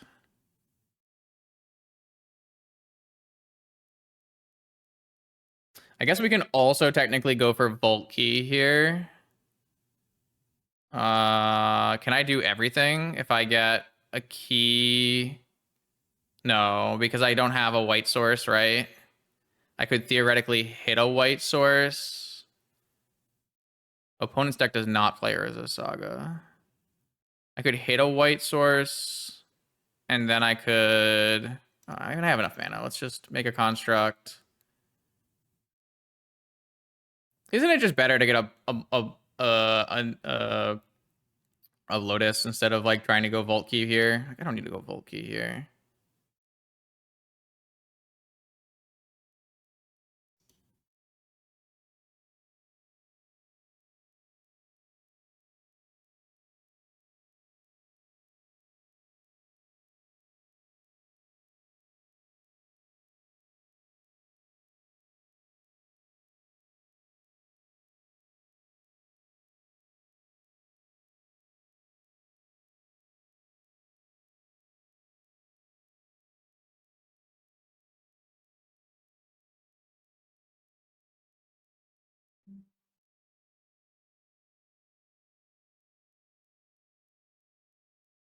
Balance, Dress Down, Strip Mine. I definitely don't want any of those cards.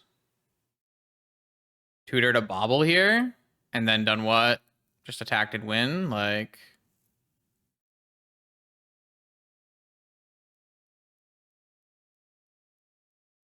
Well, I mean, the reason I'm testing this deck is because I think one of Bauble is great in this deck, because I have a lot of ways to use it.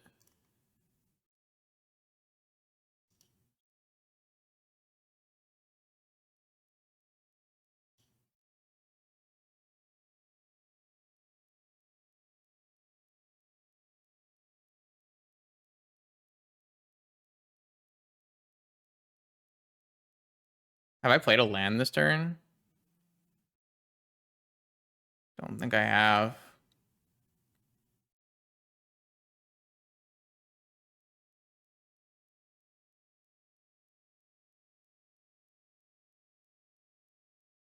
Oh, you mean get a Lotus and Fiddlebender into a Bauble.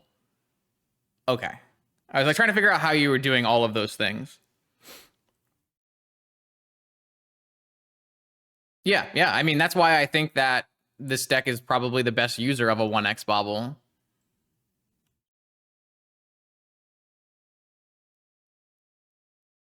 Because they can hit like Black Lotus, some balance or something here. Well, my opponent's only way of countering Lurrus was a force, so it would make Lurrus uncounterable there. That was actually a really awesome set. I mean, we might have won this entire game off of Needle on Delta, to be perfectly honest with you. Which is a little silly and very lucky, but also a little heads up.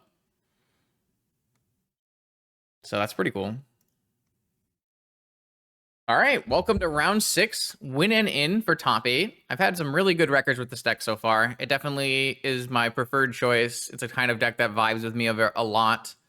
And I think it will be the home of the best one of Vexing Bauble, if Vexing Bauble is good as a one of in these style decks, which I kind of assume it will be. So that's why we're doing today, and one more win can get us another top 8 with the deck, which would be nice. I have a cat.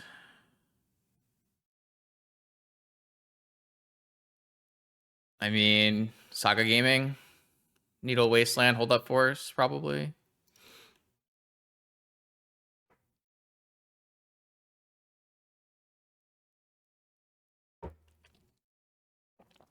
Unless this is a Collector Roof, I guess. In which case things get a little awkward. I'm pretty sure I have to force this, even though I don't have a white... Like, if I had a white source, I would not force this. But... I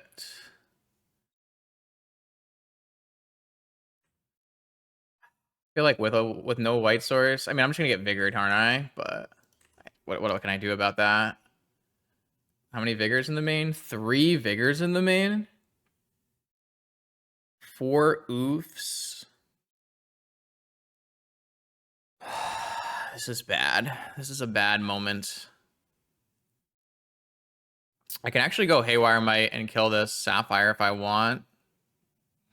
Needle their Mox. So you're not going to want to needle their Mox. I'll let you know that right away. This does sound like one of the worst possible matchups. I do agree with that. I think I'm going to have to needle their... what am I supposed to do? Okay, I am going to strip mine their thing and go Emerald Haywire Might, I guess.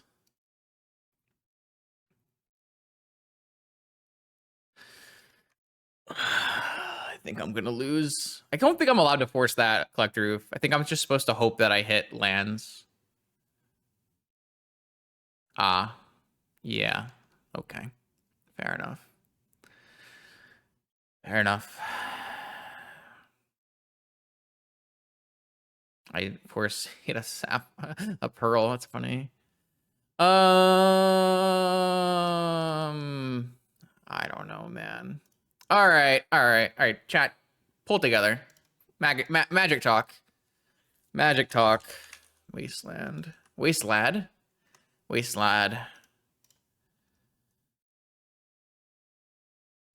All right, my opponent's F6. That's a good sign that I'm not getting Vigored. I've got Wasteland covered. Brainstorm, not great. Yeah, Alberto has played Bug for a very long time. Fetch. This is going to be a oof, there it is. Oof, there it is. No? Blue? Green? Oof, there it is. Okay. You got an oof. Your oof is gone. Nice. That's really good for me, because that means I'm probably making Saga tokens.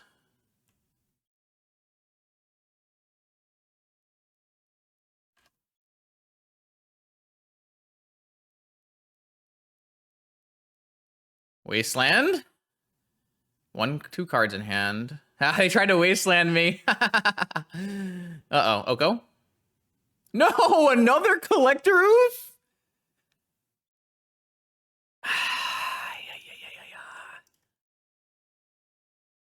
Okay, fine. I mean, I've stabilized my board, but my shit's going away, right? So it's not good. I don't even have like more swords in my deck. I have I have a dress downs and I have portable hole. I have balance. It's not actually good here because I made a construct though. What do we even get here? All of our stuff does nothing. Needle was our only static card.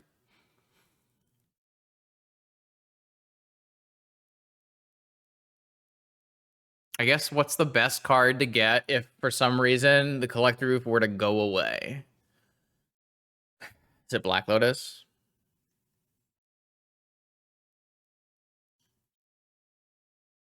All right, second question. Do I win this race?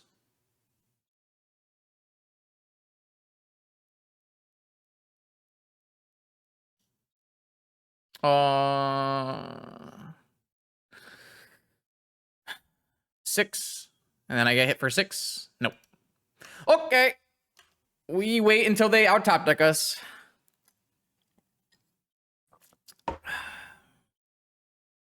They play a elk maker and kill us. Oh, they don't have any elk makers in this deck. Oh, wait, they do have elk makers in this deck. Hey, what the fuck? Come on, man. Be serious. Just immediately top deck the best card in your deck? Ay. I'm dead. I'm dead.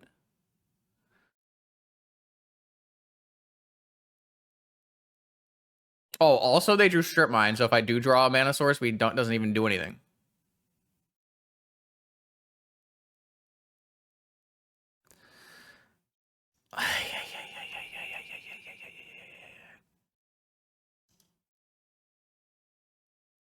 Bro, like I'm never gonna ever win this matchup, right? Like I'm just never ever going to win this matchup. Who plays Bug? Wait. I can win. I can win. This is winnable game. This is winnable game. Winnable game. Okay, ready? Chat, I see the line. Do you see the line, chat? Top deck Tolarian Academy. Turn off all of their stuff. Balance the shit out of them. God damn it.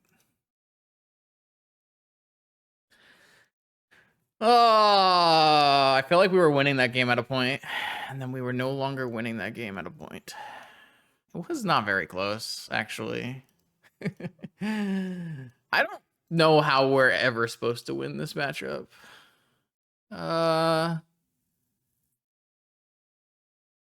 Bro, what are we doing here? Like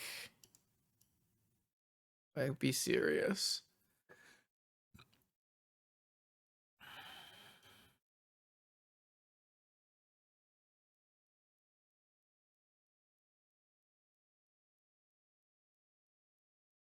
Okay. Do we want a second needle? Really don't want a second needle. Okay, Swords to Plowshares. I mean, yeah, they get to keep an Oko, but at least we got rid of the Collector Roof, right? And we freed up all our Moxen, and I don't know. We could maybe do something. We could probably like buy and play Lurrus and then replay something, and I don't know.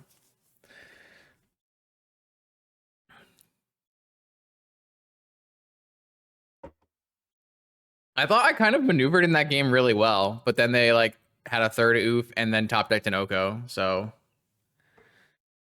I don't know. It seems really tough.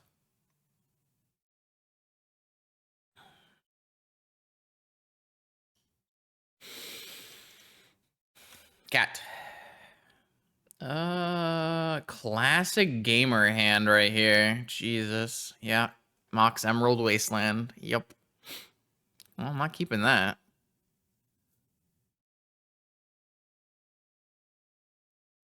That one I like. I'm down. Keep. What are we bottoming? Is it Merchant Scroll? This Merchant Scroll can get a PO though.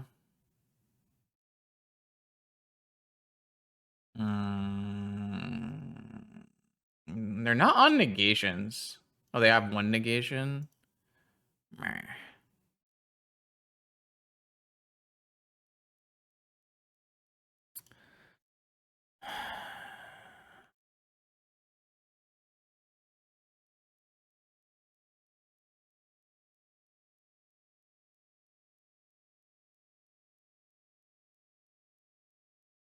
I couldn't bait the mental misstep, chat. I tried. I did my best. I'm ready to get vigored.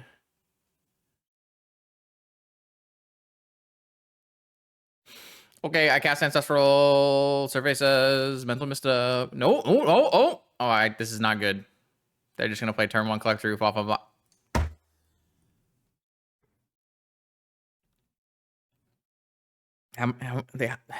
There's only 4 of these in their deck that give them fast mana.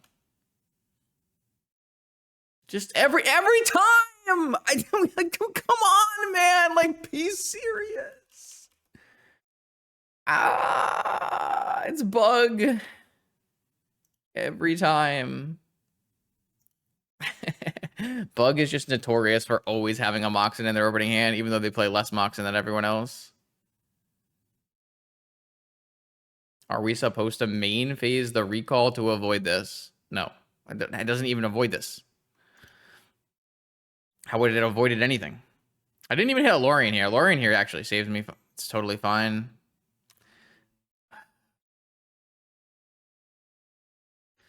Oh, it's doomed. I mean, the likelihood of my opponent playing a turn 1 oof is actually very, very low, but sometimes it happens. I just like draw the Pearl, sure, but like then my Ancestral gets negated for no reason. Yeah, yes, thank you, chat, for your beautiful hindsight. I should have known I would have had exactly Pearl on top, and my opponent would have had no negation. I mean, we don't even know if my opponent has negation or not.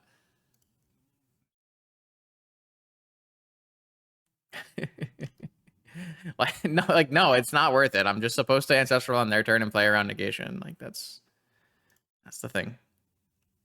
Well, I mean, obviously this list that I'm looking at is not their last list because this list has a Lurrus. So I don't know how many negations they play. They can play 0 or 4.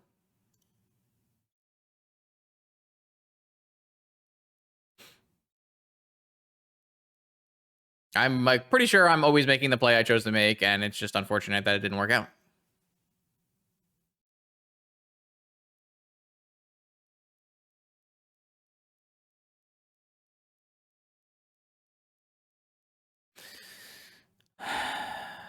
Oh my god, they're hard casting a Vigor on my Saga.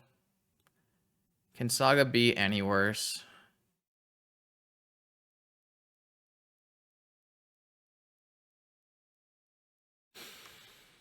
Yep. Okay.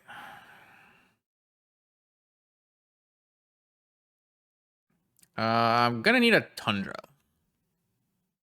That's a Force of Will. Uh-huh. Yep. I mean, I would have been okay if they didn't have turn 1 Oko, right? The problem was they had turn 1 Oko. I mean, that's not even 100% true. Like, they might have just had a counterspell for Swords of the Plowshares anyways, so. I mean, I think we're still okay if we hit a Tundra, right? But, I mean, I have 3 Tundras and a Caracas and 4 Loriens, but I just haven't drawn anything, right? I'm getting drained here, down to 7, down to 5, down to 3. Okay.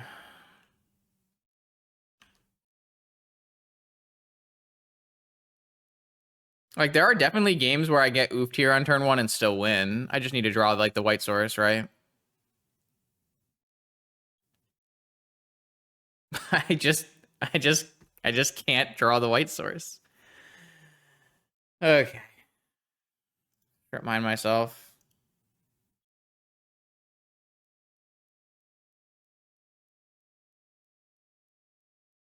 There's my Lorian.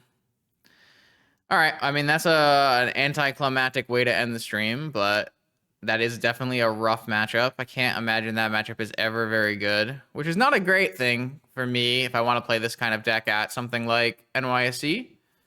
But it is, you know, it is something worth thinking about. Bug is definitely on the rise recently. Definitely on the rise recently.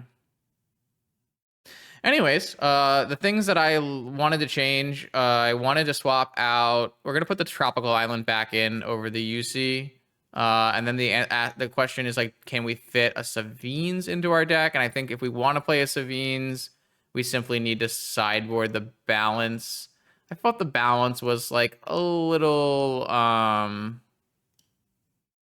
awkward mostly in today's matches, so I'm kind of interested in maybe seeing if we can fit the Savines back into the main. Another question that comes up here is like, is this PO actually better than an Intuition at that point? Hard to say. Like, the PO has this really high upside, but I guess an Intuition kind of does as well. So, yeah. So no, anyway, not a bad showing. Nice 4-2. We won't top 8. Our breakers are just the worst of the 4-1s, so no chances there. But yeah, it was a good stream. Let's see. I will be streaming again on Wednesday, and then I hopefully will get some more recordings in because I will be away next weekend. All of next weekend I will be away playing a Paper Magic tournament, which will have Modern Horizons 3 proxy legal. So I will test out a Vexing Bauble for everyone and see how it goes. Yeah. Till next time, if you want to see more vintage content, check out the rest of this YouTube channel. New videos every Monday, Wednesday, and Friday. See you then.